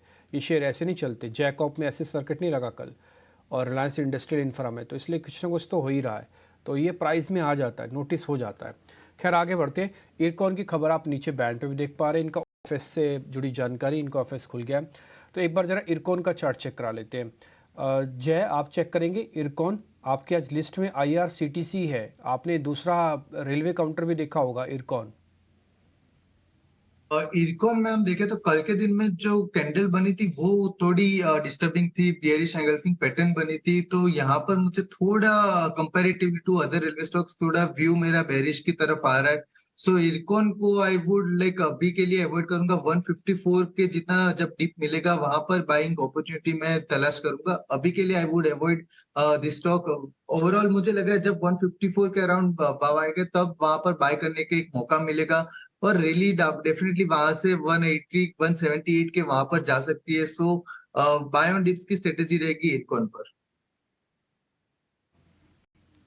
ठीक है, ये तो डिस्काउंटिंग वैसे कल ऐसा हुआ इसका हाल, लेकिन आज क्योंकि अब ये दूसरे फेज़ में जा रहा है तो लगता है अब ये अपनी गिरावट को धीरे कम करेगा, इसलिए बाइंग ऑन डिप्स कीजिए, कोशिश कीजिए 4-5 रुपये 6 रुपये और नीचे मिल जाए तो ये फिर ठीक होगा आपके लिए। तो इरकॉन पे भी आपको रिकमेंडेशन मिल गया। एक काम करते हैं, वमाक्षी को अपने साथ जोड़ते हैं, जरा ब्रोकिंग हाउसेस की रिपोर्ट्स भी चेक करवा लेते हैं। वमाक्षी गुड मॉर्निंग, जरा बताएं आज की रिपोर्ट्स। जी बिल्कुल, शुरुआत करते हैं हम ऑर्किड फार्मा के साथ। हम देख रहे हैं कि इन्वेस्टर की तरफ से रिपोर्ट आ रही है और ये हाईलाइट कर रहे हैं कि अगले 3 साल में काफ़ी मजबूत ग्रोथ एक्सपेक्टेड है कंपनी से। नई मैनेजमेंट जो है वो टर्न अराउंड स्ट्रैटेजी काफ़ी अच्छी तरीके से एग्जीक्यूट कर रही है और इनफैक्ट वो एक्सपेक्ट कर रहे हैं कि कंपनी 35% प्लस का EBITDA कैगर पोस्ट कर पाएगी FY23 से लेकर FY26 तक। तो इन पॉजिटिव फैक्टर्स को ध्यान में रखते हुए इन्वेस्टेक ने ऑर्किड फार्मा पर खरीदारी की राय के साथ कवरेज शुरू की है, टारगेट प्राइस 800 रुपये प्रति शेयर के साथ। इसके अलावा रियल एस्टेट इन्वेस्टमेंट ट्रस्ट ये काउंटर्स फोकस में रहेंगे। हाल ही में हमने देखा था कि SEZ की तरफ से नोटिफिकेशन आई थी जहां पर floor by floor D notification अब अलाउ हो गया है और ओवरऑल काफ़ी पॉजिटिव है क्योंकि अब यहाँ पर लीजिंग एक्सेलरेट होते हुए नज़र आ रही है। तो इन ये पॉजिटिव डेवलपमेंट के चलते मॉर्गन स्टैनली ने ब्रुकफील्ड और एम्बेसी रीट्स पर अपनी ओवरवेट की राय को बरकरार रखा है। इसके अलावा लाइफ इंश्योरेंस स्टॉक्स पर भी हम फोकस करेंगे। हाल ही में लाइफ इंश्योरेंस डेटा डिक्लेयर हुआ था और उसमें हमने देखा था कि नवंबर महीने में थोड़ी सी वीक ग्रोथ ज़रूर नज़र आई थी, ऐसा मॉर्गन स्टैनली का कहना है। मंथली वोलेटिलिटी जो बेस इफेक्ट्स के चलते नज़र आई है ये भी थोड़ी अनयूजुअल नहीं है, ऐसा मॉर्गन स्टैनली का कहना है। ओवरऑल उनका कहना है कि ग्रोथ अक्टूबर नवंबर दोनों के लिए ही वीक रही है। JP मॉर्गन का कहना है कि SBI लाइफ में जो ग्रुप APE ग्रोथ है यहाँ पर थोड़ी सी वीकनेस ज़रूर नज़र आई है। HDFC लाइफ में हालांकि काफ़ी मजबूत मोमेंटम ज़रूर नज़र आया है, हालांकि वीक नंबर्स आए हैं ICICI प्रूडेंशियल और LIC की तरफ से। तो ओवरऑल इसी के चलते हमारी नज़र रहेगी इंश्योरेंस स्टॉक्स पर भी। ओके, ठीक है, बहुत बहुत शुक्रिया ममाक्षी ये सारे ब्रोकिंग हाउस के रिकमेंडेशंस बताने के लिए। तो रीट स्टॉक्स पर, लाइफ इंश्योरेंस काउंटर्स के डेटा पर दो ब्रोकिंग हाउस का थोड़ा सा डिफरेंट व्यू भी है, कौन से स्टॉक्स अच्छे दिख रहे हैं, इन सब पर बात करेंगे। कुछ और स्टॉक्स भी डिस्कस करते हैं और उसमें एक स्टॉक है ट्यूब इन्वेस्टमेंट का, क्योंकि इसमें एक फंड एक्शन देखने को मिला है। मोतीलाल ओसवाल ने ओपन मार्केट से लगभग 10 लाख शेयर खरीदे और ये वही स्टॉक है जो बड़ा वेल्थ क्रिएटर रहा है। कई सारे P investor starting of the year से ही इसमें इन्वेस्टेड भी हैं। इस फंड एक्शन के बाद क्या एक फॉलो अप बाइंग में अगर आती है फॉलो अप बाइंग और अच्छा फंडामेंटली स्ट्रॉन्ग ये काउंटर लंबे समय से चल भी रहा है, लेकिन क्या ट्रेडिंग बाउंस भी आज के लिए पॉसिबल है? संतोष। हाँ यस प्रियंका, ये स्टॉक बहुत ही फंडामेंटल तो बहुत ही स्ट्रांग है और टेक्निकली भी देखा जाए तो इसका स्ट्रक्चर काफी बुलिश है। स्टॉक में हमने एक तेजी देखी थी 22 नवंबर के आसपास, एक बड़ी तेजी आई थी, स्टॉक फिर करेक्ट हुआ और वापस अपने एक स्ट्रॉन्ग डिमांड जोन के आसपास से बाउंस बैक करते हुए नजर आ रहा है। मुझे लगता है यहाँ से वापस से एक ट्रेडिंग बाउंस बैक भी देखने को मिलेगा और स्टॉक वापस से 3750 से 3800 की ओर जाने की कोशिश करेगा। तो आप करंट लेवल पर भी खरीदारी कर सकते हो। आपके लिए स्टॉप लॉस रहेगा 3300 का 20 डे मूविंग एवरेज है। ठीक है, तो यहाँ पर एक ट्रेडिंग की राय संतोष भी इस स्टॉक में आज के लिए देते हुए, और जिनके पास पोजिशनल है वो तो रखें ही, अच्छा स्ट्रॉन्ग काउंटर। लेकिन ममाक्षी कई सारे सेक्टर्स की बात भी कर रही थी, उसमें से एक स्पेस उन्होंने बोला कि लाइफ इंश्योरेंस डेटा पर दो ब्रोकरेज हाउस की रिपोर्ट्स आई हैं, एक तो मॉर्गन स्टैनले की और एक साथ ही JP मॉर्गन की। उसमें से एक जो काउंटर जिसमें strong month on month momentum JP Morgan ने लिस्ट किया है वो है HDFC लाइफ। और ये काउंटर्स लास्ट मंथ भी आपको याद होगा बहुत ही स्ट्रेंथ के साथ इनफैक्ट पिछले कई क्वार्टर से चल रहा है। लास्ट मंथ में एक अच्छी मूव आपको HDFC लाइफ, SBI लाइफ इनमें दिखी भी है। क्या HDFC लाइफ जो जैसा कि इस रिपोर्ट में बताया गया है, इस बेसिस पर एक ट्रेडिंग के लिए राय बनानी चाहिए इसमें? अक्षय, HDFC लाइफ अगर आप देखें तो मोस्टली लाइफ इंश्योरेंस कंपनीज में रिसेंटली बहुत ही स्ट्रॉन्ग मोमेंटम कैचअप करा है और यहाँ भी आप देखें तो मोमेंटम लास्ट फ्यू डेज पहले अच्छा था, पर गए 2-3 ट्रेडिंग सेशन में थोड़ा सा दबा हुआ ये स्टॉक करीबन 675 के आसपास। मेरा मानना है मोमेंटम रिगेन हो जाएगा। एक पॉसिबल ब्रेकआउट को स्टेयर कर रहे हैं हम, 690 के ऊपर ये ब्रेकआउट है। मैं प्रीएम्प्ट कर रहा हूँ कि ब्रेकआउट आपको देखने को मिलेगा। तो टारगेट एरिया इसका करीबन बन रहा है 725 से 740। तो बाय की राय रहेगी, अगर आपके पास है तो आप होल्ड कीजिए। ये सपोर्ट बेस है 675 का, 672 का स्टॉप लॉस रहेगा और जैसे मैंने कहा इमीडिएट ट्रेडिंग टारगेट 700, थोड़ा पोजिशनल टारगेट 725। एक्सीलेंट।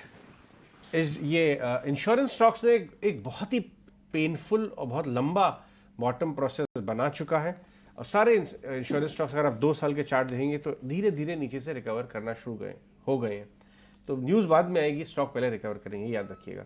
कुछ स्टॉक्स पे डिस्कस करना चाहूँगा जय पटेल के साथ। जय, इंडिगो 2900 का भाव हो गया, 2900 रुपये का भाव हो गया है, 2200 वाला बहुत ही शानदार तरीके से, ऑलमोस्ट 2880। इसको 6 महीने के चार्ट पे देखिए। इस बार क्या देखने को मिला है, अलग बात हुई जो इंडिगो में, क्रूड का भाव गिर रहा है तो इंडिगो चलता है, क्रूड का भाव भाग रहा है तो इंडिगो चलता है। बड़ी सप्लाई आने वाली है, एक प्रमोटर बेचे, कोई फर्क नहीं पड़ रहा है स्टॉक को। स्टॉक वन साइडेड चलता चला जा रहा है और 52 हाई के आसपास आ गया है। क्या ये 3000 के लिए तैयार है? तो अजय जी, ये स्टॉक को मैंने अराउंड 13 अक्टूबर मार्केट बोले चौका चौका वाले शो में रिकमेंड किया था। अराउंड 2300-2400 के बीच में प्राइस चल रहा था, इंडिया पाकिस्तान का मैच था दूसरे दिन।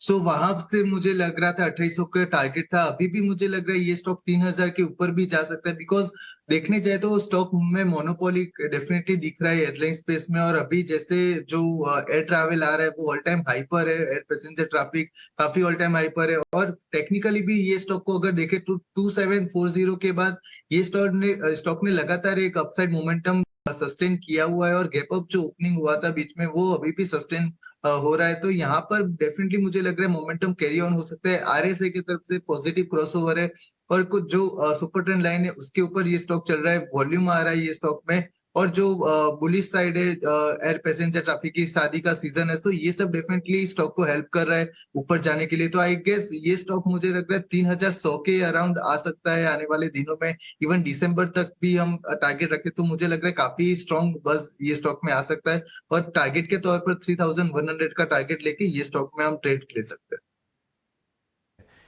इंडिगो के तरफ पॉजिटिव व्यू आ रहा है। एक और स्टॉक जिसमें आज बड़ा ब्लॉक आएगा, बाजार बहुत पसंदीदा स्टॉक है, वो है 5 स्टार फाइनेंस। स्नेहा पोद्दार, आपने 5 स्टार के फंडामेंटल्स पर नजर डाली है।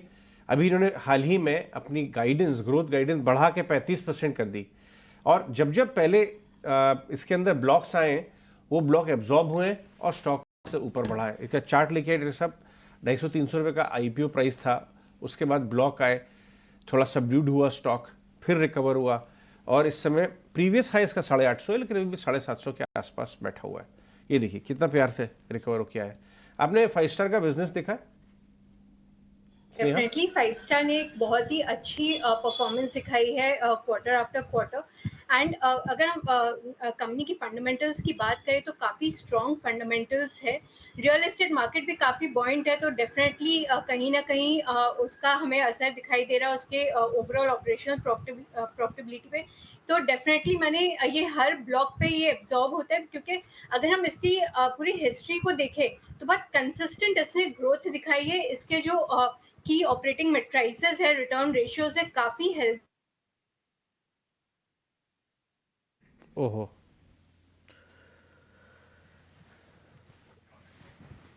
ठीक है, उनसे भी बातचीत नहीं हो पाएगी। जैसे वापस कनेक्ट होंगे तो अपनी बात वो कंप्लीट भी कर देंगे स्नेहा आपसे, और इसके बारे में और जानकारी भी आपको दे देंगे। खैर आगे बढ़ते हैं, एक शेयर और पता कर लेते हैं। IRB इंफ्रा, इनका जो टोल रेवेन्यू है वो बढ़ा है। नवंबर 2023 का डाटा आ चुका है और वो करीब 19% के आसपास बढ़कर अब 437 करोड़ हो गया है। ये शेयर भी अच्छा है, काफ़ी चला भी है, पोजिशनली रखना चाहिए, काफ़ी सारे लोगों का ऐसा मानना है। एक बार आप जरा चेक करेंगे इस पर। जय, आपको कैसा लग रहा है IRB इंफ्रा? पहले डिस्क्लेमर के तौर पर ये स्टॉक मेरे पर्सनल होल्डिंग में भी है। सो IRB इंफ्रा मुझे काफी स्ट्रॉन्ग लग रहा है। टोल रेवेन्यू मुझे लग रहा है कल के दिन में भी काफी जो रैली दिखी वो शायद से डिस्काउंट हो चुका था, और आज भी ये स्टॉक अगर 39.5 को ब्रेक करेगा तो मुझे लग रहा है वापस से ऑल टाइम हाई के लेवल्स छूने की ट्राई करेगा। जो 40 के ऊपर ये स्टॉक इजीली जा सकता है। मुझे लग रहा है आने वाले दिनों में पोजिशनली, आपने डेफिनेटली एक टर्म अच्छा यूज किया, पोजिशनली ये स्टॉक हम लेके रख सकते हैं। और आने वाले वक्त में मुझे लग महीने के अंदर यहाँ पर एक अच्छा खासा एक मोमेंटम आ सकता है। काफी टाइम से ये स्टॉक कंसोलिडेशन पैटर्न में घूम रहा था, अराउंड 37 के वहां जो सपोर्ट लेके ये स्टॉक वापस से अपसाइड दिखा रहा है। सो मुझे लग रहा है मोमेंटम आने वाले वीक में और इवन आने वाले मंथ में भी काफी स्ट्रॉन्ग दिखा सकता है। RSI कंटिन्यूसली कंसोलिडेशन दिखा रहा है, वॉल्यूम बढ़ रहा है, कल के दिन में काफी अच्छा वॉल्यूम आया। तो ये स्टॉक कि हिस्टोरिकली हम देखें तो आदत है काफी टाइम कंसोलिडेट करेगा, फिर अच्छा मूव देगा, वापस से कंसोलिडेट करेगा। सो हाई लो की पैटर्न हम डेफिनेटली देख सकते हैं डेली चार्ट पर, और ये स्टॉक को पोजिशनली हमारे पोर्टफोलियो में डेफिनेटली हमें रखना चाहिए, और काफी अच्छा मोमेंटम आ सकता है। ठीक है। स्नेहा पोदार अगर वापस हमारे साथ कनेक्ट हो गए तो एक बार जरा 5 स्टार पे अपनी रिकमेंडेशन दे रही थी, तो वो एक बार वो हम कंप्लीट कर लेते हैं। स्नेहा, आप कनेक्टेड हैं? कनेक्ट हो गई थी। तो जहाँ 5 स्टार की हम बात करें तो 5 स्टार एक काफी फंडामेंटली स्ट्रॉन्ग कंपनी है और इसका काफी फोकस रहा है to grow small finance business. तो डेफिनेटली मैंने ये कंपनी बाय बनती है at lower levels as well because हमने एक कंसिस्टेंट परफॉर्मेंस देखा है क्वार्टर आफ्टर क्वार्टर। दो कंपनी में एक लिमिटेशन है with regards to geographical concentration, but कहीं ना कहीं कंपनी कोशिश कर रही है अपने पैन इंडिया प्रेजेंस इंक्रीज करने के लिए। एंड जिस तरीके से इन्होंने अपने operating matrices specially return ratios वगैरह को इम्प्रूव किया है, सो डेफिनेटली ये हर लोअर लेवल्स पे एब्जॉर्ब हो रहा है क्योंकि एक हमें कहीं ना कहीं बहुत स्ट्रॉन्ग बिजनेस उभरता हुआ दिखाई दे रहा है, स्पेशली जहाँ पे भी स्मॉल बिजनेस फाइनेंसिंग की बात आती है। तो 5 स्टार डेफिनेटली एक बाय बनता है from long term point of view. आज जब आरबीआई की पॉलिसी आएगी तो उससे जुड़े हुए काफ़ी सारे शेयर्स रिएक्ट करते हैं, जैसे ऑटो, हाउसिंग फाइनेंस, इस तरह की कंपनीज। लेकिन एक शेयर ऐसा भी है जो कि थोड़ा इससे लीक से हटे हुए लेकिन वो रिएक्ट करता है, उसका नाम है पीएनबी गिल्ट। एक बार आप जरा पीएनबी गिल्ट का चार्ट लेके आए तो संतोष सर, ये आपसे पता करना है आज के लिए सिर्फ, क्योंकि आज पॉलिसी है तो पॉलिसी से जुड़े हुए शेयर्स थोड़ा हम चेक कर लेते हैं कि वहाँ पे कहीं ट्रेड तो नहीं है। जरा पीएनबी गिल्ट चेक कर लो, ट्रेड बनता तो बताना सर, नहीं बनता तो छोड़ देना। वैसे तो ये बॉन्ड से जुड़ी हुई कंपनी है, बट आरबीआई पॉलिसी में जब भी कुछ भी बोला जाता है तो कई बार ये रिएक्ट कर जाता है। यस डिम्पी, इस स्टॉक में हमने ऑलरेडी एक मोमेंटम देख लिया और अभी 105 106 के आसपास अटक रहा है। अभी स्ट्रक्चर थोड़ा सा साइडवेज जोन में, तो बेटर इसको अभी अवॉइड करें अगर ट्रेडिंग पर्सपेक्टिव से देख रहे हैं तो। ओके, ऑलराइट, चलिए अब बढ़ते हैं आगे और अब हमारे साथ संजीव भसीन जी भी जुड़ गए हैं, उनसे भी बात करते हैं।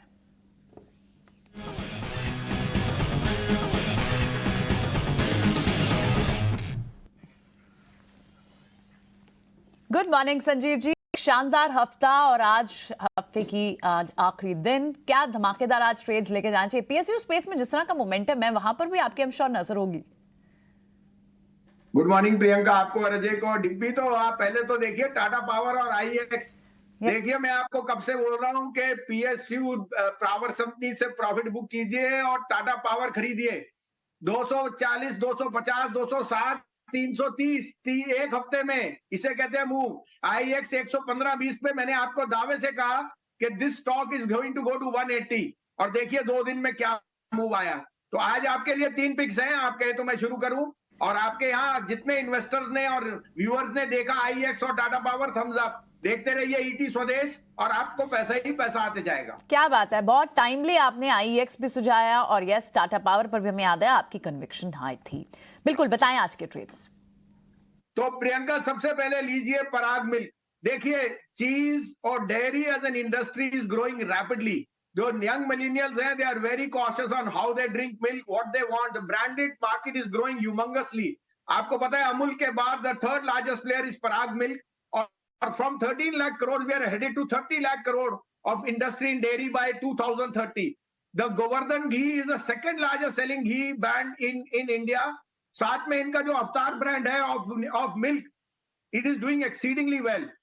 दूसरी बात, 3000 करोड़ की मार्केट टाइप पे आप एक time price to book trade करते हो, where other brands trade 4 times sales to book. और मुझे लगता है पराग मिल्क का 350 भी टारगेट होए तो वो भी कम लगता है, क्योंकि जिस तरह से रूरल इनकम्स बढ़ रही हैं, जिस तरह से कंपनी का ग्रोथ अवतार चेंज हुआ है, they've had the biggest auditors, Deloitte is now on their board, और मैं आपको ये दावे से कह सकता हूं this stock is a must have in a portfolio.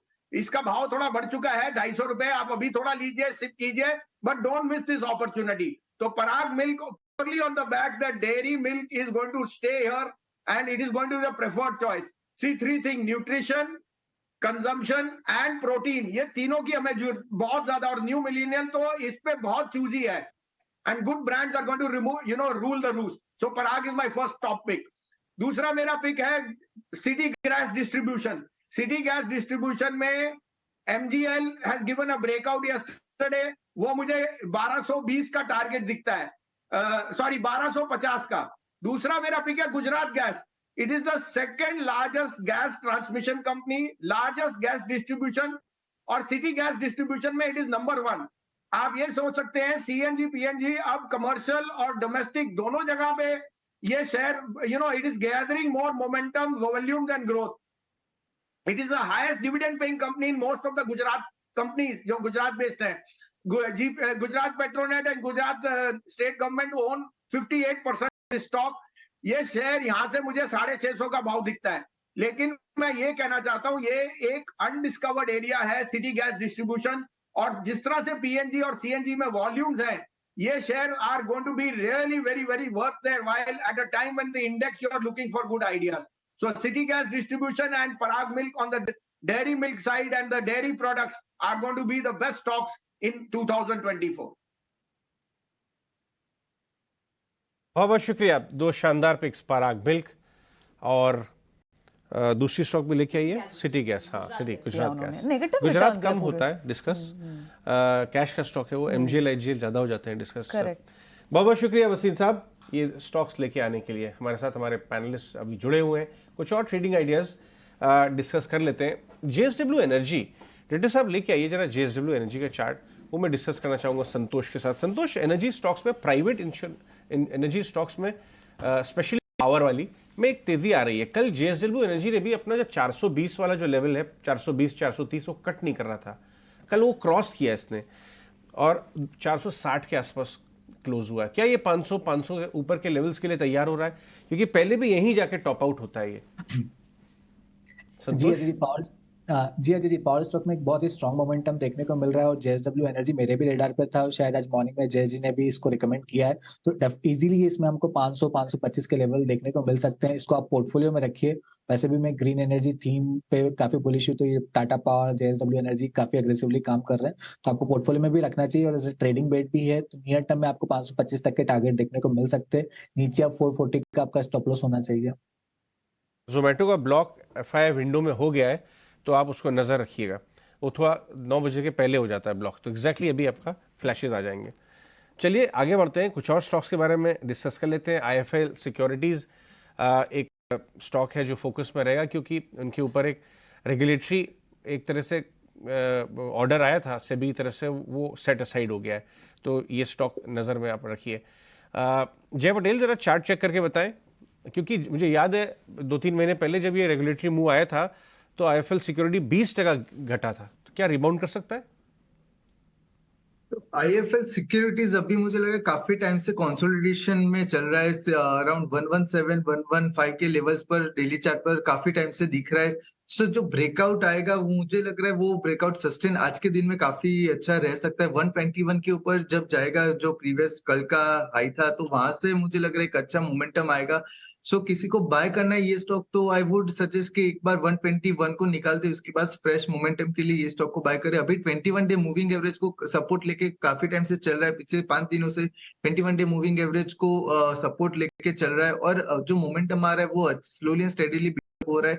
So I would suggest bye करना चाहिए आफ्टर 121 प्राइस. सो वहां पर एक मोमेंटम रिस्क रिवॉर्ड रेशियो के हिसाब से अच्छा मिलेगा और जो कैरी ऑन होगा वो मुझे लग रहा है 128 129 तक ये स्टॉक को कैरी ऑन हो सकता है. बलरामपुर चीनी, जो चीनी कंपनी में सिर्फ एक एफएनओ स्टॉक है वो बलरामपुर चीनी है. अच्छी खबर आती है तो लोग चढ़ जाते हैं, बहुत अच्छी तरह ट्रेड करते हैं. खराब खबर पे शॉर्टिंग होती है. कल इसमें शॉर्टिंग हुई, 5.5% बंद हुआ नीचे. और जेएम फाइनेंशियल्स इस पूरे चीनी वाले मामले के ऊपर उन्होंने एक बड़ी अच्छी रिपोर्ट निकाली है, मैंने सोचा आपको बता दूं. और वो ये कहते हैं कि कोई मटेरियल इम्पैक्ट नहीं होने वाला है उनके कैलकुलेशंस के हिसाब से. बलरामपुर चीनी की बॉटम लाइन पे 5 से 7% का इम्पैक्ट आएगा, वो भी टेम्प्रेरी इन नेचर है अगर वो अज्यूम करके चलें तो. वो ये कहते हैं कि पहली बात तो मोलासिस बेस्ड इथेनॉल का वॉल्यूम ज़्यादा है बलरामपुर का, तो उससे फ़र्क पड़ेगा. और एवरेज शुगर रियलाइजेशन काफ़ी अच्छे हैं अभी, तो मेकअप हो जाएगा, बहुत ज़्यादा इम्पैक्ट है नहीं का. 500 रुपये का टारगेट है, पहले 490 था. तो वो ये कह रहे हैं कि जो करंट वीकनेस आ रही है बलरामपुर चीनी में, आपको इसका मौका उठाना चाहिए और खरीदना चाहिए stock. Opportunity to accumulate in current weakness, JM financials. Akshay Bhagwat, अगर मुझे पोजिशनल बेट लेनी है और मैं खरीदना चाहता हूँ, आईएफएल ये आपका जेएम ने निकाली है और भी कुछ लोगों ने नोट निकाले हैं जो बोल रहे हैं टेम्प्रेरी इंपैक्ट होगा. Anyways levels to accumulate. Balrampur Chini. जी बिल्कुल, टेक्निकली 400 पे एक बहुत स्ट्रॉन्ग सपोर्ट है। हालांकि ये फ्यूचर्स एंड ऑप्शंस के सेगमेंट में बैन चल रहा है, तो यहाँ पे आप ट्रेड नहीं कर पाएंगे, पर कैश में चार्ट बेस है इसका 380 टू 400, तो आपको जरूर इसको एक्यूमुलेट करके चलना है। बहुत ही स्ट्रॉन्ग गिरावट देखने को मिल रहा है, तो एक अपॉर्चुनिटी पेश कर रहा है वापस एक्यूमुलेशन में। इमीडिएट मोमेंटम आपको क्या नहीं मिलेगा इसमें, पर this is more of an investment pick. तो 380 और 400 के रेंज में आप एक्यूमुलेट कीजिए, रिबाउंड हो जाएगा शेयर, वापस आपको 450 प्लस के टारगेट बनते हुए दिखेंगे आने वाले दिनों में। स्नेहा, ये अडानी ग्रुप के शेयर्स काफ़ी दिनों से नॉन स्टॉप काफ़ी बेहतरीन तरीके से चल रहे हैं। किसी शेयर में अभी भी आपका कन्विक्शन हाई है कि इसको अभी भी लेना चाहिए? देखिए 40% चलने के बाद ना शेयर्स में जो रिटेलर्स होता है उनका मन थोड़ा खट्टा हो जाता है कि हमारे हाथ से छूट गया। तो आप थोड़ा गाइड कीजिए कि इसमें अभी भी बहुत दम है। में अभी भी काफी दम दिखाई देता है। अगर हम अदानी पोर्ट की वॉल्यूम ग्रोथ की बात करें तो नवंबर मंथ के लिए, और अगर हम पूरा वाईटीडी का भी बात करें अप्रैल टू नवंबर मंथ, तो काफी हमें स्ट्रॉन्ग ग्रोथ दिखाई दिया है। इनफैक्ट कंपनी ने ऑलमोस्ट लाइक जो कंपनी ने गाइडेंस दी थी फॉर द फुल ईयर, काफी हद तक उन्होंने वो गाइडेंस को सरपास किया है। तो डेफिनेटली यहाँ पे कंपनी की स्ट्रॉन्ग मार्केट लीडरशिप है इन पोर्ट्स, और काफी focused approach है towards offering a value added services, तो कंपनी कहीं ना कहीं बेनिफिटेड स्टैंड करता है। एंड जैसे जैसे एक्सपोर्ट मार्केट रिवाइव हो रहा है, तो डेफिनेटली कंपनी की वॉल्यूम्स और बूस्ट होती जाएगी। और अगर हम कंपनी की हिस्ट्री देखें तो company time to time strategic acquisitions करती रहती एट गुड वैल्यूएशंस, तो वो भी उसके ग्रोथ को एक्सेलरेट करती। तो हमारा लॉन्ग टर्म नजरिया काफी पॉजिटिव है अदानी पोर्ट पे, और हम more than 20% kind of CAGR देखते हैं उसके अर्निंग्स ग्रोथ में ओवर नेक्स्ट फ्यू इयर्स। तो डेफिनेटली एक बाय बनता है। थोड़ा हो सकता है कि हमें स्लाइट प्रॉफिट बुकिंग या टाइम कंसोलिडेशन दिखाई दे, बट डेफिनेटली जहां पे भी हमें डिप दिखाई दे वहां पे हमें इस स्टॉक को बाय करना चाहिए। ठीक है, एक शेयर और पता कर लेते हैं। अभी मार्केट में टिक्स आना शुरू हो जाएंगे 9 बजे के बाद। वो है SAIL, steel authority of India limited. एक सरकारी कंपनी है, धीरे धीरे करके चल रही है, एक ऐसे काम पर आ चुकी है जहाँ पे इसको हम टिपिकली ब्रेकआउट शेयर भी कैलकुलेट कर सकते हैं। जय, आपसे ज़रा पता करते हैं, SAIL steel authority of India limited में थोड़ा पोजिशनली रखूँगा इस शेयर को, क्या आपका व्यू है इस पर?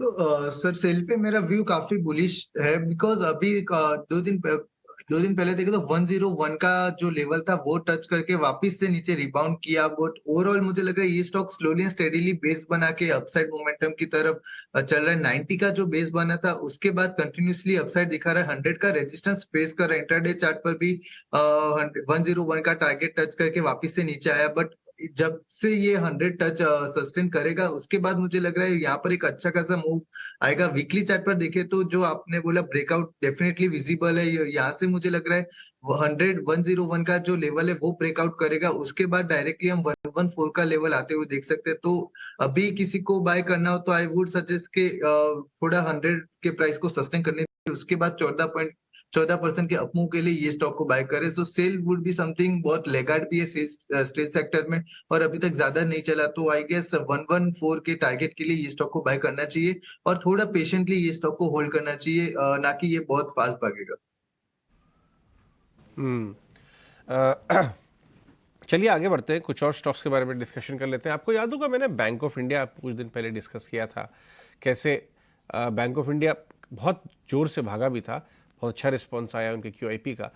एक और स्टॉक जो आपको डिस्कस करना चाहिए वो है SBI। कल SBI के अगर आप ट्रेडिंग एक्शन देखें तो लॉन्ग पोजीशंस बढ़ी हैं और SBI 600 के ऊपर डिसाइसिव क्लोजिंग 600 के ऊपर आपको दिख रही है, 610-11 के आसपास। अक्षय भागवत, ये पर्टिकुलर स्टॉक अंडर परफॉर्म किया है अपने PSU बास्केट को।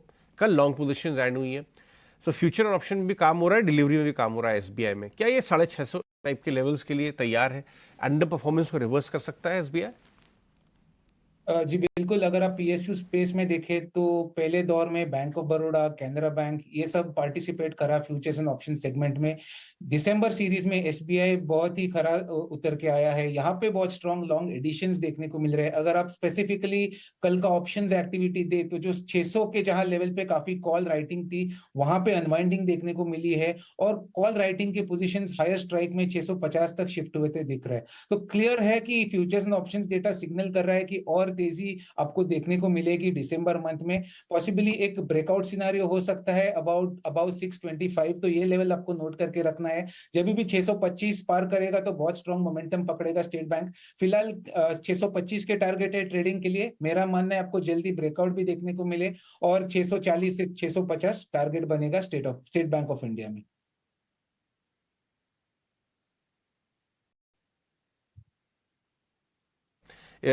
टीटागढ़ वैगन को देखिए, जुपिटर वैगन के बाद अब टीटागढ़ वैगन भी QIP लेके आ रहा है।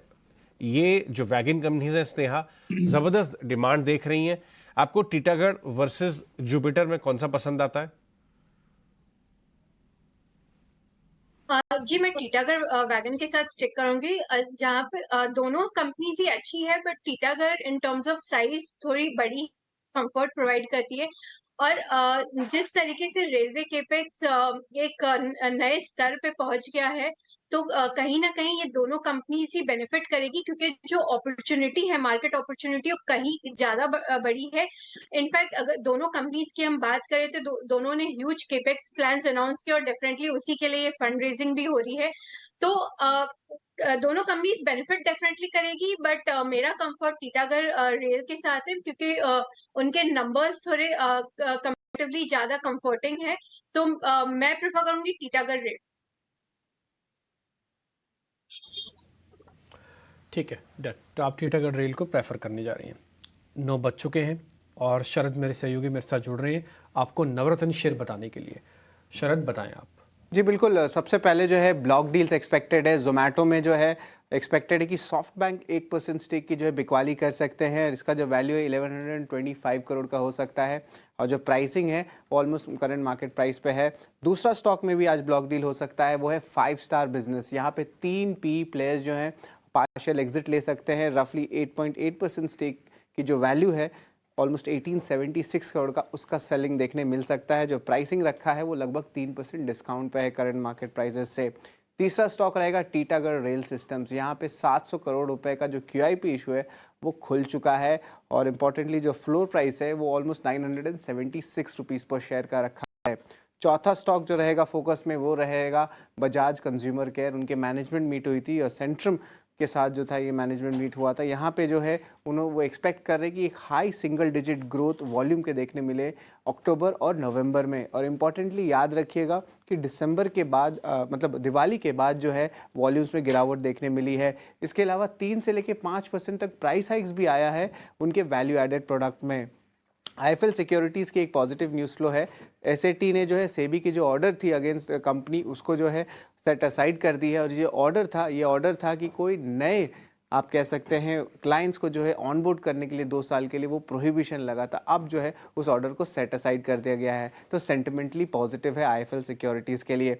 IRB इंफ्रा की रेवेन्यूज़ की बात करें टोल सेगमेंट में तो एक अच्छी मूवमेंट आई है। 437 करोड़ का रेवेन्यू जो है रिकॉग्नाइज किया गया है नवंबर के महीने में और ये आंकड़ा 19% ईयर ऑन ईयर बेसिस पे ग्रोथ दिखाया है, तो पॉजिटिव इम्पैक्ट स्टॉक में देखने मिल सकता है। और कल एक्शन हमने देखा था ट्यूब इन्वेस्टमेंट में और मोतीलाल ओसवाल के जो म्यूचुअल फंड है उन्होंने यहाँ पे उनका नाम आया है बल डील में। लगभग 10 लाख शेयर्स की एक्विजिशन हुई है, यानी कि 0.52% स्टेक। जो हमारा बिग बोल्ड ब्रोकरेज है, हमारा 8वां स्टॉक जो फोकस में रहेगा वो है ऑर्किड फार्मा। इन्वेस्टेक की रिपोर्ट आई है, यहाँ पे उन्होंने इनिशिएट किया है बाई रेटिंग के साथ। टारगेट प्राइस रखा है 800 रुपीज़ पर शेयर का। उनका कहना है कि अगले 3 साल तक जो है स्टॉक में एक अच्छी ग्रोथ देखने मिल सकती है और नई मैनेजमेंट आई है जहाँ पे एक टर्न अराउंड स्टोरी देखने मिल सकता है। इसका एक्सपेक्टेशन है 35% का EBITDA CAGR अगले 3 साल में। आखिरी स्टॉक जो फोकस में रहेगा खबर के दम पे जो फोकस है ये है सिरमा SGS टेक का। यहाँ पे देखें तो कंपनी जो है एक लार्ज IT OEM क्लाइंट जो ओरिजिनल इक्विपमेंट मैन्युफैक्चरर होती है IT सेगमेंट की, उनको वो जल्द ही ऑनबोर्ड कर सकते हैं। अब ये जो ऑनबोर्डिंग होने वाली end to end processing capabilities की होगी और ये लैपटॉप को लेके जो कंपोनेंट है उसके ऊपर ये ऑर्डर रहने वाला है। ठीक है शरद, बहुत शुक्रिया, थैंक यू वेरी मच। ये पूरे नवरत्न शेयर बताने के लिए 9 शेयरों का पूरा एक लिंक होता है जो हम आपके सामने रखते हैं। खैर आगे बढ़ते हैं, मार्केट के अंदर टिक आना शुरू हो गए हैं, थोड़ी देर में सेटल हो जाएगा। अभी तो 30 पॉइंट ही दिख रहे हैं निफ्टी के ऊपर। कुछ एक ऐसे स्टॉक्स दिख रहे हैं जो आज मोमेंटम वापस से क्रिएट करेंगे। आप एक बार कंटेनर कॉरपोरेशन क्या खुलते ही प्लस करोगे? जय, कंटेनर कॉरपोरेशन कॉनकोर खुलते ही प्लस करोगे आप? सो डेफिनेटली यहाँ पर स्टॉक में काफी स्ट्रेंथ दिखाई दी। कल के दिन में जो वॉल्यूम दिखा वो काफी अच्छा था और जो कंसोलिडेशन पैटर्न का ब्रेकआउट था वो भी काफी अच्छा था। सो यहाँ से मैं डेफिनेटली लॉन्ग करूंगा ये स्टॉक को, और इवन जब ओपन होगा तब मुझे लग रहा है ये स्टॉक अच्छा खासा मोमेंटम दे सकता है। अराउंड 880 के अराउंड ये स्टॉक जा सकता है इवन 10 बजे से पहले। सो आज के दिन में डेफिनेटली ये स्टॉक में लॉन्ग हो सकता है। इवन 900 तक के टारगेट ये स्टॉक में हम दे सकते हैं के सेशन तक। सो कौन में डेफिनेटली लॉन्ग होना चाहिए, और अभी पब्लिक सेक्टर एंटरप्राइजेस काफी अभी मोमेंटम में, तो वहां पर अभी बने रहना चाहिए। एक शेयर आपसे और पता करते हैं। आज सन टीवी दिया था अक्षय पी भागवत ने। सन टीवी आज ना माइनर गैप के साथ खुल रहा है, करीब 6 रुपये ऊपर खुल रहा है। अक्षय खुलते ही प्लस करें ना सन टीवी को भी? प्लस कीजिए सन टीवी। मीडिया क्षेत्र में काफी लॉन्ग एडिशंस है। यहाँ पे जी ने कल लीड लिया है, नॉन एफएनओ स्क्रिप्ट बैन में है जी, तो सन टीवी में भी मोमेंटम आपको काफी स्ट्रांग मिलेगा। ये ब्रेकआउट ट्रेड है 687 के ऊपर, ब्रेकआउट होती है बहुत पावरफुल मूव मिलेगा, तो बाय करके चलना है सन टीवी खुलते खुलते। तो आगे लेके चलते हैं। स्नेहा पोद्दार, एचएएल के बारे में बात करना चाहूंगा आपसे। एचएएल एक बहुत बड़ा वैल्यू क्रिएटर रहा है ऑलरेडी मार्केट में, और ट्रेडर्स का भी बड़ा पसंदीदा है। अब खबर यह आ रही है कि एचएएल 2700 रुपए के भाव पे लेना चाहिए या नहीं। इनके लिए एक्सपोर्ट अपॉर्चुनिटीज खुल रही है, नाइजीरिया, फिलीपींस, बहुत सारे दूसरी इकोनॉमीज में तेजस विमान को एक्सपोर्ट करने की अपॉर्चुनिटीज ढूंढ रहे हैं, क्योंकि इनके मार्केटिंग कौन कर रहे हैं? हमारे प्राइम मिनिस्टर साहब खुद कर रहे हैं। एचएएल के तेजस विमान को हाल ही में उन्होंने उड़ाया भी था। ये एक बड़ी चीज खुल सकती है। इस वैल्यूएशन पे क्या आप एचएएल को खरीदेंगी? हाँ, तो एचएएल अभी भी अगर हम देखें इतने रनअप के बाद भी वैल्यूएशन एक कंफर्टेबल स्तर पर ही पहुंची है, बहुत ज्यादा बॉट जोन में नहीं है। तो एचएएल को डेफिनेटली एक बाय बनता है, बिकॉज जो opportunity domestically as well as internationally हम बात करें तो बहुत बड़े बड़े अपॉर्चुनिटीज खुल रहे हैं। अभी चैलेंज केवल कंपनी के सामने एग्जीक्यूशन पॉइंट ऑफ व्यू से रहेगा कि कंपनी इतने ऑर्डर्स को एग्जीक्यूट कितना सक्सेसफुली कर पाती है। सो फार कंपनी ने एग्जीक्यूशन फ्रंट में काफी अच्छा प्रदर्शन दिखाया है, तो कहीं ना कहीं हमें कॉन्फिडेंस भी है कि कंपनी जो इनकी ऑर्डर बुक है उसको काफी हद तक ये मीट कर पाएगी, एंड डेफिनेटली हमें कुछ सालों तक तो बहुत अच्छी रोबस्ट ग्रोथ दिखाई देनी चाहिए इनके अर्निंग्स पे। एंड जहां तक अर्निंग्स डिलीवरी होती रहेगी डेफिनेटली स्टॉक में मोमेंटम बना रहेगा। ओके, ऑल राइट, तो ये बात तो हुई एचएएल पर। अब बढ़ते हैं आगे, और हमारे साथ अब कमोडिटी मार्केट की ओपनिंग पर एक ओपनिंग अपडेट्स बताने के लिए विश्व मोहन बने हुए हैं। विश्व, बताएं क्या है अपडेट्स? देखिए, आज जितने भी नॉन एग्री मार्केट है ना, सब में आज तेजी दिख रही है। एमसीएक्स पे जितनी भी शुरुआत हुई आप देखेंगे तो सब हरे निशान में दिखेंगे। गोल्ड में हल्की तेजी है 62,500 के ऊपर। चांदी शुरुआत में ही 300 रुपये से ज़्यादा की शुरुआत हुए ऊपर है 74,600 के ऊपर। कच्चा तेल देखिए यहाँ पर भी अब रिकवरी आ रही है लोअर लेवल से। अब आज भाव 5,900 के आसपास एमसीएक्स पर चला गया है। 1.5% के आसपास की तेजी यहाँ पर दिख रही है। नेचुरल गैस 0.5% की मजबूती इस काउंटर में भी है, और बेस मेटल्स के भी सारे ही काउंटर आज हरे निशान में है। हल्की तेजी दिख रही है लेकिन सभी हरे निशान में कारोबार करें। फटाफट से आपके लिए 3 कॉल्स भी बता देते हैं। प्रो इंटेलीट्रेड सर्विसेज की तरफ से जो ये कॉल है, यहाँ पर आपको चांदी खरीदना है 74,780 के टारगेट के लिए दिन के दौरान। दूसरी कॉल नॉन एग्री मार्केट से ही है, यहाँ पर भी खरीदारी की सलाह आ रही है। खरीदना है आपको क्रूड, आज दिन के दौरान 5,950 रुपए तक भी जा सकता है। हालांकि ये कैरी आप मंडे तक भी कर सकते हैं, लेकिन इस ट्रेड में 5,750 का स्टॉप लॉस लगा ले। और आखिरी कॉल कॉपर की है, 720 के टारगेट के लिए खरीदना चाहिए जी। ठीक है, ये ट्रेडिंग आइडियाज विश्व मोहन लेके आए हैं। पूरे विश्व की सारी कमोडिटीज को एक क्लोजली ट्रैक भी करते हैं। ठीक है, आगे बढ़ते हैं वापस इक्विटीज की तरफ। प्री मार्केट में टिक्स आना शुरू हो गए। मैं आपसे एक स्टॉक डिस्कस करना चाहूँगा जो शरद बता के गए थे। आपको याद होगा, जो पुराने लोग हैं बाजार में, संतोष मीना शायद याद होगा। संतोष, आपको याद है ऑर्किड फार्मा बीते दिनों का एक बड़ा पसंदीदा स्टॉक हुआ करता है। आपको अचरज होगा, शायद आप ट्रैक कर रहे हैं या नहीं मालूम नहीं, लेकिन धानुका एग्री के प्रमोटर्स अब नए प्रमोटर्स बन गए हैं ऑर्किड फार्मा के। और प्रियंका को जरूर ध्यान होगा, मेरा पुराना फॉर्मूला, इधर the story changes, story teller changes, यहाँ पे स्टोरी टेलर चेंजेस। ओके, और जब अब रिपोर्ट्स भी आने लग गई हैं। रिपोर्ट्स आनी है, लेकिन देखिए भाव 6 महीने का चार्ट दिखाइए ऑर्किड फार्मा का, ऑलरेडी नीचे तक डबल हो गया है। लेकिन मैं ये नहीं कहता कि यहाँ से नहीं चलेगा, लेकिन स्टोरी टेलर चेंज हुआ है यहाँ पे। तो संतोष मीना, इस भाव पे क्या आप ऑर्किड फार्मा लेंगे? आज तो 20% दिखा रहा है ऑलरेडी। जी अजय जी, इस तरह के स्टॉक में जब भी प्रमोटर वगैरह चेंजेस होते हैं तो एक वन वे रैली स्टार्ट होती है। रिस्की जरूर होते हैं क्योंकि स्टॉक ऑलरेडी एक बुरे दौर से गुजरा है, लेकिन अगर ये कोई टर्न अराउंड स्टोरी पर बैट करना चाहता है, शायद 20% की तेजी के बाद भी अगर कोई लेता है तो बैट कर सकता है। आज फिर उनको स्टॉप लॉस मेंटेन करना चाहिए 600 रुपए का, और इस तेजी को राइड करते रहना चाहिए। हो सकता है स्टॉक आने वाले दिनों में आपको 900 से 1000 रुपए तक की दिखा दे। से 1000 रुपए तक की चाल आने वाले दिनों में देखने को मिल सकती है, तो स्टॉक पर जरूर ध्यान बनाकर रखें। लेकिन इस बीच अब हमारे साथ पैनल पर एक और टेक्निकल एनालिस्ट जुड़ गए हैं, कुश बोरा हैं। आज अपने ट्रेडिंग आइडियाज क्या बता रहे हैं उनसे बात करते हैं। मॉर्निंग कुश, बताएं आज कैसे ट्रेड करेंगे? जी हाँ Priyanka, first of all very good morning to you, और सारे पैनलिस्ट और दर्शकों को भी वेरी गुड मॉर्निंग।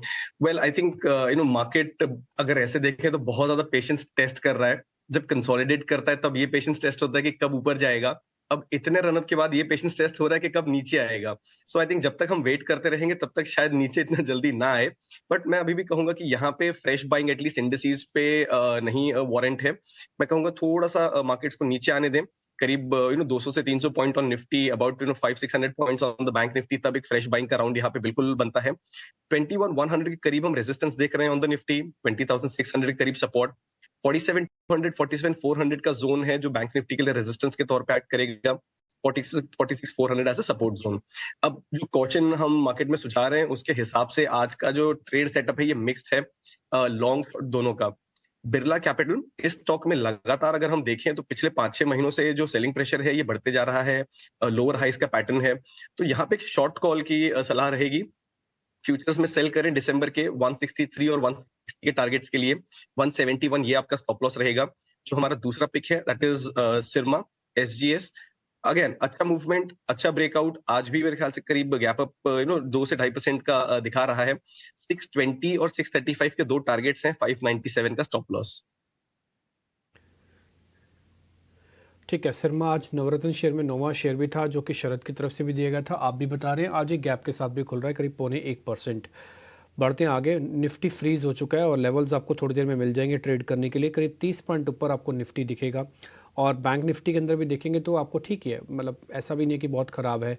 और आपको आज ओपनिंग वैसे शांत मिलेगी। देखिए 10 बजे तक ना शांति रहेगा मार्केट, तो ऐसा कुछ भी नहीं है कि बाज़ार बहुत ज़्यादा टूट रहा है, बहुत ज़्यादा चल रहा है। ये साइडवेज हो गया है और आपको चुन चुन के शेयर पकड़ने हैं। थोड़ा मुश्किल है, मैं समझ सकता हूँ, लेकिन करें क्या, फिर ऐसे ही मार्केट को चलना है।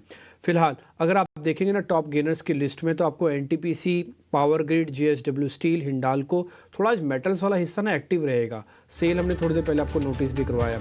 इन सब में ना आपको जो बढ़त है वो सिर्फ आधे % की है, और टूटने वाले शेयर्स भी सिर्फ आधे % ही है। एडवांस डिक्लाइन भी आज काफ़ी शांत होगा। आप देखेंगे कोई एग्रेशन, कोई बहुत बड़ा डिफरेंस आपको नहीं देखने को मिलेगा। अपनी स्क्रीन पर देखिए 1300 शेयर, नहीं अच्छा है तो 1300 शेयर आपको देखने को मिल रहे हैं, इसको मतलब गुड साइन। तो मतलब ओपनिंग तो कम से कम इसकी ठीक हो रही है। दूसरा 40 पॉइंट और ऊपर है, हम 20,950 को इस समय पार कर रहे हैं। 21 साढ़े 21,000 के आसपास आकर रेजिस्टेंस होता है। 2 दिन हमने उसको टेस्ट किया, देख करके नीचे आ जाते हैं। अब हम वापस से देखते हैं कि इसको हम टेस्ट करने के लिए जाते भी है कि नहीं जाते। मेरा ऐसा मानना है कि बाजार रेंज में रहेगा। नीचे लेवल पे आपको 20,700 पे आना चाहिए। अभी 21,700 का एक रेजिस्टेंस बना हुआ है। सेम विद बैंक निफ्टी 46,800 के ऊपर अभी चल रहा है। ये अगर 800 के ऊपर रहेगा कवरिंग करवाएगा। 800 के नीचे आते ही 200 पॉइंट का गैप देगा। तो आपको थोड़ा प्रिपेयर होना और मौके की फिराक में रहना है। जब आपको मौका मिले तब आप इसके अंदर जम के ट्रेड कीजिए, कोई किसी ने मनाही आपको नहीं कर रखी है। आगे बढ़ते हैं, अब आ जाते हैं जरा गेनर्स पे। एनटीपीसी के अंदर करीब 1% की तेजी है, जेएसडब्ल्यू स्टील करीब 1% ऊपर, हिंडाल्को करीब 0.25% ऊपर, विप्रो, यूपीएल, एक्सिस बैंक जैसे शेयर्स करीब आधा परसेंट ऊपर आके ट्रेड कर रहे हैं। ये वो सारे शेयर्स हैं जिनके पास परसेंटेज गेन तो है बट बहुत ज़्यादा नहीं है, और ये बाजार के यानी कि इंडाइसिस को चेक करते हुए ये अपने गैप को क्रिएट कर रहे हैं। 1450 शेयर ऑलरेडी एडवांसेस के अंदर, अब 1500 शेयर आपको एडवांसेस के अंदर दिख रहे होंगे। तो बाजार जल्दी सरेंडर नहीं करेगा, शायद पॉलिसी को पॉजिटिव नोट पे लेके जाना चाहता है, नहीं तो ये 40 पॉइंट एक झटके में चले गए होते। ऐसा नहीं कर रहा है, एडवांसेस भी ठीक रख रहा है, बैंक निफ्टी को भी 50 पॉइंट ऊपर बना के रखा हुआ है, तो कुछ ज़्यादा डिस्टर्बिंग तो नहीं कुछ भी लग रहा मार्केट के अंदर। वीक काउंटर्स दिखाते हैं, doctor Reddy's, Kotak, ICICI, Hindustan Unilever, Bajaj finance, SBI भी आज फ्लैट है। इन सब में जो परसेंटेज गिरावट है ना वो आधे % से भी कम है, तो इसलिए कोई बहुत ज़्यादा मेरे को डिप्रेशन जैसा कुछ ऐसा कुछ दिख नहीं रहा कि देखिए बैंकिंग के अंदर हल्की फुल्की प्रॉफिट है। ये तो एडजस्ट हो रहा है, चले भी तो ऐसे ही थे। हीट मैप आपकी स्क्रीन पर आ रहा होगा, आप इसको जरा देखेंगे, इसमें आपको परसेंटेज आज कम दिखेंगी, यानी कि बढ़ने वाले शेयर्स जो होंगे उनका परसेंटेज वॉल्यूम कम है, बट फिर भी स्क्रीन काफ़ी अच्छी है क्योंकि 1500 शेयर एडवांसेस के अंदर हैं। ज़्यादातर शेयर कल के मुकाबले आज थोड़ा चल रहे हैं, और ऊपर आप देख पा रहे होंगे LTA, माइंट्री, JSW steel, UPL, Wipro जैसे शेयर्स हैं, और नीचे कुछ हद तक ऑटोस के शेयर्स आपको दिख रहे होंगे, हीरो मोटोकॉर्प और एडम एक है। जेएमआर एयरपोर्ट में 12% इक्विटी का हाथ बदला हुआ है, ये एक स्ट्रॉन्ग खबर है, बड़ी खबर है जेएमआर एयरपोर्ट पे, इसको आप ज़रूर चेक कीजिएगा। अभी ये थोड़ा 4-4.5% का कट आ गया है इस इक्विटी डील से, उसके बाद फिर देखते हैं। छोटे में छोटे शेयर आपको प्रियंका बता रही है। ठीक है, चलिए स्मॉल कैप और मिड कैप में, इस वक्त मिड कैप में आपको जी एंटरटेनमेंट 4.5% की तेजी, मीडिया स्टॉक्स को भी हम डिस्कस भी करते हैं। सन टीवी लगभग 3% की मूव वहां पर है, जेएसडब्ल्यू एनर्जी में आपको फिर से मूव दिख रही है, वायर्स एंड केबल्स में पॉलीकैप जैसे स्टॉक्स, और साथ ही फिर से आपको पावर में पीएफसी आरईसी में मूव, ट्रेंट भी फिर से आज तेज, और पतंजलि में भी मूव जो लगातार 1600 के पार मूव के बाद आ गया और वहां भी अभी सस्टेन कर रहा है। एक बार स्मॉल कैप में भी देख लेते हैं। स्मॉल कैप स्टॉक्स में मेजरली जो कैश के स्टॉक्स, शुगर के स्टॉक्स हैं वहां आज फिर से another 6% का डेंट आपको श्री रेणुका शुगर, प्राज जैसे काउंटर्स, त्रिवेणी इंजीनियरिंग, बलरामपुर चीनी, तो लगभग 2 से 6% तक की गिरावट यहां पर आज फिर आपको देखने को मिल रही है। बढ़ने वाले काउंटर्स हैं, मीडिया स्टॉक्स में थोड़ी मोमेंटम कुछ और काउंटर्स में भी है, वहां पर भी मूव ने, आरबी इंफ्रा का टोल डेटा आया था, 6% की मूव है, और एमएमटीसी कल भी इस काउंटर को डिस्कस कर रहे थे, डिम्पी भी 7.5% की मूव आज नदर 7.5% हो गया, कल भी आई थिंक 8-10% चला था। और साथ ही कुछ और काउंटर्स में एक्साइड जैसे स्टॉक्स, इंडियाबुल हाउसिंग फाइनेंस जैसे स्टॉक्स में भी इनिशियल मूव आपको दिख रही है। चलिए आगे बढ़ते हैं और ओपनिंग ट्रेड्स अपने सारे पैनलिस्ट से ले लेते हैं। स्नेहा से शुरुआत करेंगे आज फंडामेंटली। स्नेहा, आप कोई 2 स्टॉक अगर बताएं आप जो आपके रेडार पे हैं इन भाव से। जी मेरे रडार पे एक एसबीआई डेफिनेटली रहेगा क्योंकि वो काफी लगाड़ रहा है, एंड कुछ भी नेगेटिव एज सच एक्सपेक्टेड नहीं आरबीआई मॉनेटरी पॉलिसी से, सो डेफिनेटली हम बैंकिंग स्टॉक्स को एक अच्छी रैली इसमें एक्सपेक्ट कर सकते हैं। सो एसबीआई डेफिनेटली एक रडार पे है। दूसरी स्टॉक जो मेरे रडार पे रहेगी वो है Indian hotels, because wedding season इस साल जिस रिकॉर्ड हाई पे एक्सपेक्टेड है, so definitely hotel companies benefit करेगी, and Indian hotels one of the topics है हमारी, क्योंकि उसकी pan India presence, global presence काफी डाइवर्सिफाइड है, एंड वेडिंग सीजन में डेफिनेटली आई मीन ये कंपनी बेनिफिट करनी चाहिए। सो ये 2 मेरी पिक बनेगी from the long term point of view. Okay, शुक्रिया आज हमसे जुड़ने के लिए। कुछ आप बताइए आपके ओपनिंग ट्रेड्स। सीमेंस मुझे यहाँ पे बहुत अच्छा लग रहा है, ऑलरेडी एक अच्छी खासी रिकवरी हम इसमें देख चुके हैं, बट मेरे हिसाब से यहाँ पे और काफी अपसाइड बाकी है। तो स्टॉप लॉस जो है कल का लो है करीब 3820 के आसपास का, इसको लेके चले। First target will be 3920 and the second target will be 3980। तो siemens strong on the charts और मोमेंटम भी अच्छा गेन कर रहा है। ओके, सीमेंस आपका ओपनिंग ट्रेड। संतोष मीना, आपका ओपनिंग ट्रेड। यस, मेरे दो ट्रेड्स है। पहला है एनबीसीसी। इस स्टॉक में मोमेंटम स्ट्रांग बना हुआ है, लग रहा है कि आज मोमेंटम आज भी जारी रहेगा, तो यहाँ पर खरीदारी कीजिए। 81 रुपीज का स्टॉप लॉस रहेगा, ऊपर में 85 का टारगेट रहेगा। और दूसरा स्टॉक मेरा हिंदू कॉपर है, जो शायद मॉर्निंग में जय जी ने डिस्कस किया था, मुझे काफी अच्छा लग रहा है। इस पे देखे तो एक बहुत ही अच्छा ब्रेकआउट आ रहा है। यहाँ पे 192 के टारगेट देखने को मिल सकते हैं, नीचे 182 का स्टॉप लॉस मेंटेन कीजिए। Hindustan copper, interesting. 60 रुपए में कोई पूछता नहीं था स्टॉक को, 180 190 हो गया, बहुत ही शानदार। पीएसयू स्टॉक है, माइनिंग का स्पेस में, इस स्टॉक को आपने रेडार पे बना के रखिए। जय पटेल, आपका ओपनिंग ट्रेड। मेरा ओपनिंग ट्रेड पहला रेडिंगटन पर रहेगा। थोड़े दिन पहले, 2 दिन पहले आई गेस, मैंने ये स्टॉक को रिकमेंड किया था क्लोजिंग शो पर, और आज भी ये मोमेंटम जारी रहा। तो मुझे लग रहा है यहाँ पर 190 के टारगेट के लिए ये स्टॉक को ट्रेड कर सकते हैं। और दूसरा जो रहेगा वो ट्राइडेंट पर रहेगा। ट्राइडेंट की बात करें तो काफी कंसोलिडेशन के बाद अपसाइड दिखा है ये स्टॉक ने, और काफी मुझे लग रहा है ये स्टॉक में जान बाकी है अभी आगे जाने के लिए। तो 37.5 के लिए ये स्टॉक को ट्रेड कर सकते हैं, टारगेट वैसा रहेगा। और स्टॉप लॉस के तौर पर 36 का स्टॉप लॉस रख के ये स्टॉक में हम ट्रेड कर सकते हैं। अक्षय भागवत, आपका ओपनिंग ट्रेड टेक्सटाइल स्टॉक से स्टॉक लिया। अक्षय भागवत। बैंक पॉलिसी है, और मैं बैंकिंग स्टॉक पे कंसंट्रेट करूंगा डे ट्रेडिंग के लिए। तो इंडसइंड बैंक यहाँ पे बहुत स्ट्रॉन्ग सेटअप है, ओपनिंग ट्रेड्स में पॉजिटिव टिक देखने को मिला है, तो आप बाय कीजिए इंडसइंड बैंक। स्टॉप लॉस बनेगा 1490 के नीचे, टारगेट बनेगा 1550 के आसपास। बहुत बढ़िया। संतोष, ये पूरी मीडिया स्पेस बज कर रही है। सन टीवी अंडर ओन्ड था, बहुत लोग पसंद नहीं करते स्टॉक को, और वहीं से घूमते हैं ऐसे स्टॉक। 3.5%। जी 280 क्रॉस, क्या ये 300 की तरफ जा रहा है? सन टीवी पे भी लेवल बताएं, इन दोनों मीडिया स्टॉक्स के बारे में बताएं संतोष। जी अजय जी, दोनों स्टॉक में मैं पिछले 3-4 महीने से मीडिया थीम पर काफी बुलिश था। डिस्कशन भी किया था कि नॉर्मली इलेक्शन ईयर के पहले मीडिया स्टॉक्स में एक बड़ी तेजी बनती है, और वही मोमेंटम देखने को मिल रहा है। और सन टीवी की भी बात करें तो इसका स्ट्रक्चर काफी अच्छा है, हायर हाइज हायर लोज बना रहा है, अपने 20 डे मूविंग एवरेज को बहुत अच्छे से रिस्पेक्ट करा है। तो लग रहा है ये मोमेंटम और बढ़ेगा, एक अच्छा ब्रेकआउट आया है।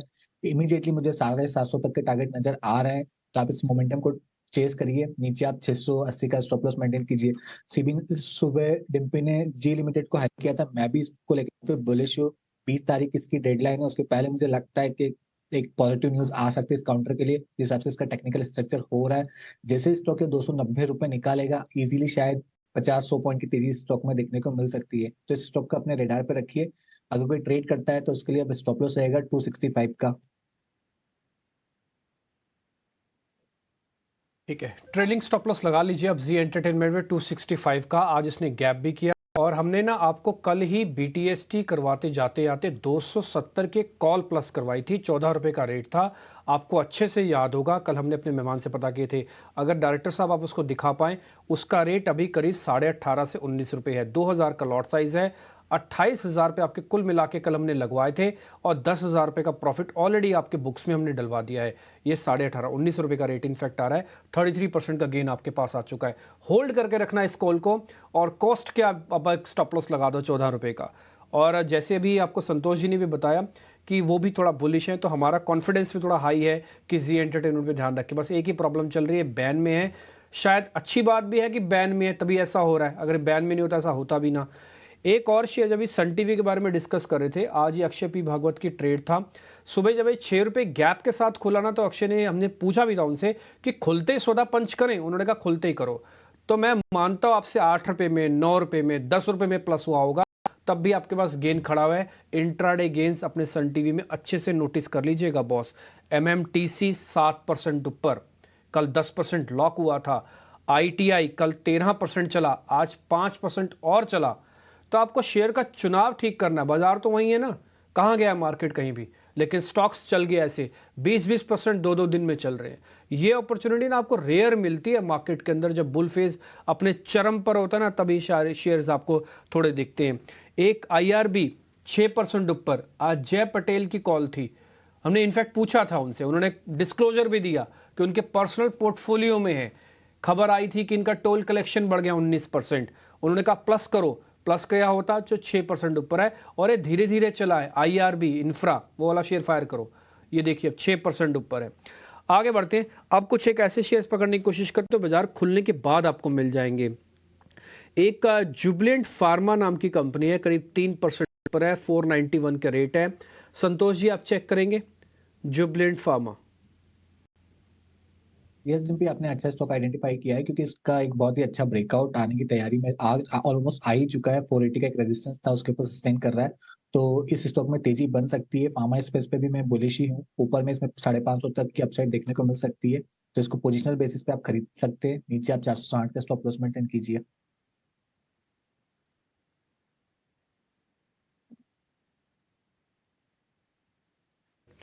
इसके अलावा एक शेयर और है जो धीरे करके शायद चल जाएगा, उस पर भी आप ज़रूर ध्यान रखिएगा। इन्फोसिस पे क्या ये हम कदम उठा सकते हैं? हम धीरे करके प्लस करेंगे। एक्चुअली में इसमें हम सिप और डिप दोनों करेंगे, तो एक बार ज़रा पता कर लेते हैं कुछ सिप और डिप इन इन्फोसिस। डिम्पी यहाँ पे 1475 का एक रेजिस्टेंस है। पिछले 2 से 3 दिनों में आप देखें तो उस लेवल को क्रॉस करने में इसको थोड़ी मशक्कत लग रही है। और हमने लगातार आईटी स्टॉक्स में डिस्कस भी किया है कि अगर लार्ज कैप की बात करें तो HCL टेक, TCS ये हमारे प्रेफर्ड पिक रहेंगे। Infosys actually ranks 3rd on that list. Bias हल्का सा पॉजिटिव है, बट वो मोमेंटम जो है वो मिसिंग है। आप देखें तो फ्लैटन आउट हो गया। तो अगर कोई लॉन्ग करना भी चाहे तो 1475 1480 का जो लेवल है, नॉट टू फार, बट थोड़ा सा वेट कर जाए। उस लेवल के ऊपर अगर निकलता है तब आप एक फ्रेश लॉन्ग पोजीशन लें, वरना इसको आप फिलहाल होल्ड करके चलें अगर एग्जिस्टिंग पोजीशन हो किसी की तो। अब जो रेजिस्टेंस लेवल्स हैं 1480 के, ये क्रॉस होते हैं तो यहाँ पे 1500 का पहला टारगेट है एंड देन 1540 का दूसरा टारगेट निकल के आएगा and stop loss on the downside will be close to 1440। So थोड़ा वेट कर लें, रेजिस्टेंस लेवल क्रॉस होने के बाद लें, तब शायद इसमें मोमेंटम और तेजी से आता हुआ दिखे। आईटी काउंटर्स में इन्फोसिस पर कुछ को अभी थोड़ा सा वेट करना है, लेकिन मेटल काउंटर्स में JSW स्टील, टाटा स्टील और मेटल ज्यादा चले भी नहीं है। पिछले कुछ मिनटों में यहाँ पर बाइंग देखने को मिली है। संतोष, मेटल काउंटर्स, स्टील काउंटर्स पे क्या व्यू रहेगा? यस प्रियंका, मैंने पहले भी थोड़ा सा डिस्कस किया था कि लग रहा है कि शायद अब मेटल स्टॉक्स में एक बाउंस बैक देखने को मिल सकता है। बहुत ज्यादा बुलिश नहीं, बट एक नियर टर्म में एक तेजी की उम्मीद लग रही है। हिंदू कॉपर को हमने डिस्कस किया, मुझे सेल में भी एक अच्छी तेजी आ चुकी है लोअर लेवल से, बट स्टिल मैं सेल में बुलिश हूँ कि आज ये बेन पीरियड में भी आप कैश मार्केट काम कर सकते हो। यहाँ पर आप 98 का स्टॉप लॉस मेंटेन कीजिए। लग रहा है ये 104 तक के टारगेट अचीव कर सकता है। और इसके अलावा जिंदल स्टील एंड पावर जो हाई बीटा स्टॉक होता है, हाँ, उसका स्ट्रक्चर काफी अच्छा हो रहा है। ये स्टॉक लग रहा है कि 720 तक की तेजी दिखा सकता है। आप 680 के स्टॉप लॉस से आप खरीदारी कर सकते हो इसमें भी। ठीक है, जिंदल स्टील एंड पावर। और इस बीच हमारे विजुअल्स भी दिखे RBI गवर्नर साहब के। RBI हेडक्वार्टर्स की तरफ वो जा रहे थे, अंदर घुस रहे थे और 10 बजे शुरू होगी उनकी एड्रेस। ब्रीफली वेव करे गए मीडिया की तरफ, कैमरा की तरफ, यानी कुछ उसका मतलब हो सकता है क्या? नहीं, मजाक कर रहा हूँ मैं। ये देखिए, let's not read too much between lines. लेकिन ये बाजार की आदत होती है हर चीज में से ना कुछ रीड करने की कोशिश करते हैं। हाँ, भले कुछ नहीं हो, बॉडी लैंग्वेज को पढ़ेंगे, वेव को पढ़ेंगे, मुस्कुराहट को पढ़ेंगे। बाजार की ये एक आदत होती है, लेकिन जरूरी नहीं है कुछ मत पढ़िए। आप वो आके अपना स्पीच देंगे तब आपको बहुत उसके बाद हम आपको पढ़ के बताएंगे कि एक्चुअली करना क्या है आगे। ठीक है, लेकिन स्टॉक्स जो इस वक्त अच्छे दिख रहे हैं, जिनमें अच्छी मूव है, टायर स्टॉक्स में एक छोटी सी ब्रीदर। इनफैक्ट अपोलो टायर थोड़ा सा कल वीक दिख रहा था एज कंपेयर टू पूरे टायर स्टॉक्स में। और क्रूड डेरिवेटिव का इस वक्त वीक होना बनता भी नहीं, क्योंकि क्रूड नीचे है, $75 के भी नीचे है। तो अपोलो टायर कल के डिप के बाद क्या फिर से चलने के लिए तैयार है और इसमें पार्टिसिपेट करना चाहिए? कुछ बिल्कुल करना चाहिए। मोमेंटम स्ट्रॉन्ग था, जैसा आपने बताया कि एक दिन का परहैप्स एक ब्रेक, एक ब्रीदर था। वॉल्यूम एक्शन भी अगर मैं देखूं तो पिछले हफ्ते से काफी अच्छा पिकअप हुआ है। So this dip perhaps was a good entry point. यहाँ पे अगर आप एक फ्रेश एंट्री लें तो आपके जो टारगेट्स हैं ये 472 एंड 485 के हैं। And on the down side जो मेरा स्टॉप लॉस होगा वो 450 के करीब होगा। And while we are on tyre stocks, I think एक और स्टॉक जो यहाँ पे काफी अच्छा परफॉर्म कर रहा है विच इज सीएट। एक लंबे कंसोलिडेशन फेज के बाद इसमें पिछले 4-5 सेशंस में मूव आया है। अब ये जो मोमेंटम है ये यहाँ से और बरकरार रह सकता है and it can take the stock to 2400 as the first level and then 2500। Incidentally दोनों ही राउंड फिगर टारगेट्स निकल रहे हैं, तो 2250 को अपना स्टॉप लॉस लेके चलें। तो सीएट भी आप अपने रेडार पे रखें from the tyre space. CEAT भी एक बात मैं कहना चाहूंगा कि कुछ सेलर फ्लोज के हिसाब से अगर देखें तो अपोलो टायर में आउटफ्लोज भी हैं, क्योंकि एक बड़ा सप्लाई आने की बात है कि एक बड़ा ब्लॉक बाजार में गिर सकता है, कोई बड़ा सेलर है, ऐसा डीलिंग रूम में बस चल रही है। तो अगर ये यहाँ से अगर आप एक वीक का चार्ट देखें तो इसमें शॉर्टिंग हो रही है, क्योंकि ब्लॉक्स अक्सर डिस्काउंट पे आते हैं। तो जब बिग सेलर आता है तो डिस्काउंट पे आता है, तो अगर ये स्टॉक घटता है तो उस वजह से घटेगा, उसके बाद आप उस डिप को बाय करिए। तो यानी आप उस अपॉर्चुनिटी का वेट करिए और फिर हाँ, वहां से वहां से रीइनिशिएट कीजिए ये भी अपने लॉन्ग्स जी हाँ, को। ये भी ठीक हो है, सकता है। ओके। टाटा पावर को एक बार फिर से देखते हैं। कल 10% चलने के बाद भी आज ग्रीन मोमेंटम में 0.5% की ही चाल है, लेकिन स्ट्रेंथ बनी हुई है। ट्रेडिंग बाउंस और कितना पॉसिबल है? जिन्होंने अभी इस हफ्ते में ही खरीदा होगा, एक बार जैसे समझते हैं टाटा पावर पर क्या कितनी strength. Of course fundamentally good stock, जो होल्ड करना चाह रहे हैं उनके लिए तो राय नहीं है, जो ट्रेडिंग के लिए आज से सोच रहे हैं, क्या इस हफ्ते जो गेन्स मिले आज उसको थोड़े और मोमेंटम के बाद बुक कर लें? तो प्रियंका जी, थोड़ा टाटा पावर पर मुझे लग रहा है प्रॉफिट बुकिंग आ सकती है, वो डीप बाय करने का अपॉर्चुनिटी होगा ये स्टॉक मार्केट में, बिकॉज टाटा पावर में देखे तो बहुत सारे रिटेलर्स भी काफी लॉन्ग थे, तो अभी इतना गेन करने के बाद प्रॉफिट बुकिंग डेफिनेटली आता हुआ दिखेगा। सो मुझे लग रहा है एज अ 1-2 महीने में ये स्टॉक डेफिनेटली 360-380 के बीच में आ सकता है, बट अभी थोड़ा प्रॉफिट बुकिंग का सिनेरियो दिख सकता है, अराउंड 310 तक भी ये स्टॉक आ सकता है नेक्स्ट वीक तक। सो वहां पर कोई भी मिले अराउंड 310 तक तो बाय करनी चाहिए डेफिनेटली। थोड़ा अभी प्रॉफिट बुकिंग के बाद ये स्टॉक वापस से चलेगा और मुझे लग रहा है वो अच्छे पावर और मोमेंटम के साथ चलेगा, तो 380 के टारगेट के लिए ये स्टॉक को बाय करने का मेरा राय। ओके, टाटा पावर के ऊपर बातचीत। ये देखिए 22,000 ही गारंटी मोदी जी का चेहरा, 50 पॉइंट दूर रह गए हम 21,000 से। लेके आइए डाक्टर साहब जरा निफ्टी इंटरडे। हम देख रहे हैं कि निफ्टी इंटरडे में अच्छी मजबूती दिखा रहा है, और ये हो रही है, ये तेजी, ये मजबूती जो आज दिख रही है बैंक निफ्टी में भी है, स्मॉल कैप मिड कैप में भी है। तो ओवरऑल बाजार का हाल पॉलिसी में जाते हुए मजबूत।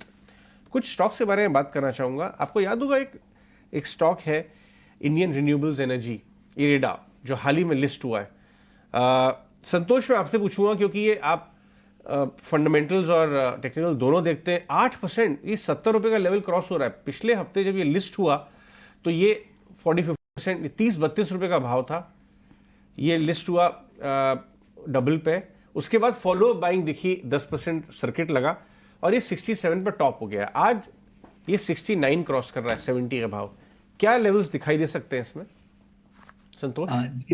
जी, इसके टेक्निकल्स तो हम डिस्कस नहीं करेंगे। फंडामेंटली बात करें तो मैं, जैसे मैंने कहा कि मैं रिन्यूएबल एनर्जी पे काफी बुलिश हूँ, तो ये उस थीम को फाइनेंस करती है।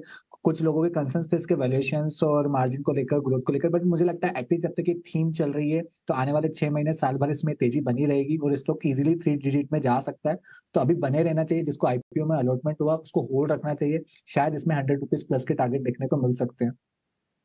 यानी 100 रुपए की तैयारी इस एक साल के अंदर हो सकती है, तो नजर रखिए। जिनको मिला है माल वो छोड़े ना, पकड़ के बैठे रहें। सोन एनर्जी आपको बताया था हमने पिछले हफ्ते, याद है आपको?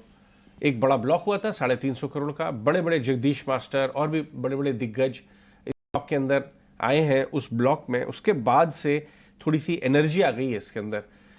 जय पटेल, जरा चार्ट चेक करके बताएं सोन एनर्जी का। तो स्वान एनर्जी और दूसरे भी एनर्जी स्टॉक्स में एनर्जी अभी काफी स्ट्रांग है। मुझे लग रहा है ब्रेकआउट जोन पर है।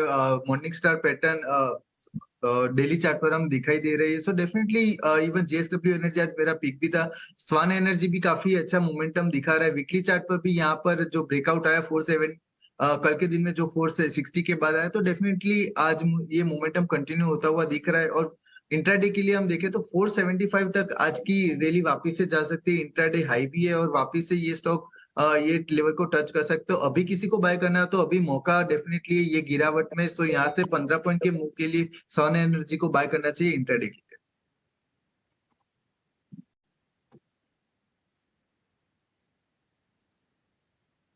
ठीक है।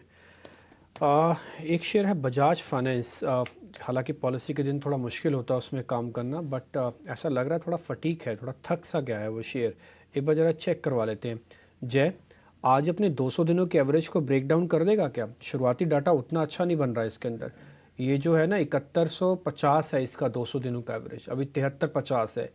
तो हमको लग रहा है 200 पॉइंट 1-2 दिन में नीचे आ जाएगा। चांसेस कितने ब्राइट हैं कि नीचे आ जाएगा? एमपी जी, यहाँ पर थोड़ा बिकॉज आज आरबीआई की मीटिंग और नॉन जो बैंकिंग जो क्रेडिट कार्ड वो सबका आरबीआई का भी स्टांस है, तो उसका मैं स्टांस का वेट करूंगा आज सुनने का। ओवरऑल मुझे लग रहा है काफी अभी फेटिक चल रहा है, बजाज फाइनेंस में कंजेशन काफी है, अब ऊपर नहीं जा सकता, पर नीचे अराउंड 7310 के लेवल को आज ब्रेक करेगा तो मुझे डेफिनेटली लग रहा है कि 7150 तक के लेवल ये स्टॉक दिखा सकता है। सो बजाज फाइनेंस को अभी के लिए अवॉइड करिए, 10:30 के बाद थोड़ा क्लैरिटी होगा आरबीआई गवर्नर के कमेंट्स के बाद, सो वहां से हम शॉर्टिंग अपॉर्चुनिटी के लिए ये स्टॉक को देख सकते हैं। ठीक है, एक शेयर आपसे और पता कर लेते हैं, वो है कमिंस इंडिया। एक बार आप चेक करेंगे संतोष, कमिंस इंडिया ये शेयर ठीक लग रहा है, थोड़ा पोजिशनली रखूंगा इस शेयर को मैं।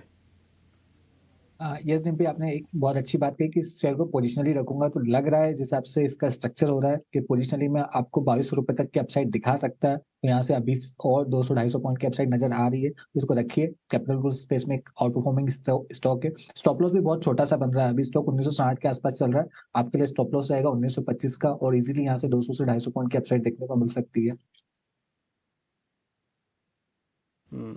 थोड़ा चला हुआ शेयर है, इसलिए आपको पोजीशनली रखना है। शेयर अच्छा है। देखिए, चले हुए शेयर के साथ ना प्रॉब्लम ये होती है ना, आप उसको ले लेंगे तो फिर आपको लगेगा कि मैं तो बहुत महंगा ले रहा हूँ, तो इसको आप धीरे धीरे करके लो और थोड़ा समय दो। ये अपने हिसाब से आपको फिर से पैसे बना के देगा जब सेकंड राउंड में जाएगा। ऑलरेडी फर्स्ट राउंड ही कंप्लीट कर चुका है।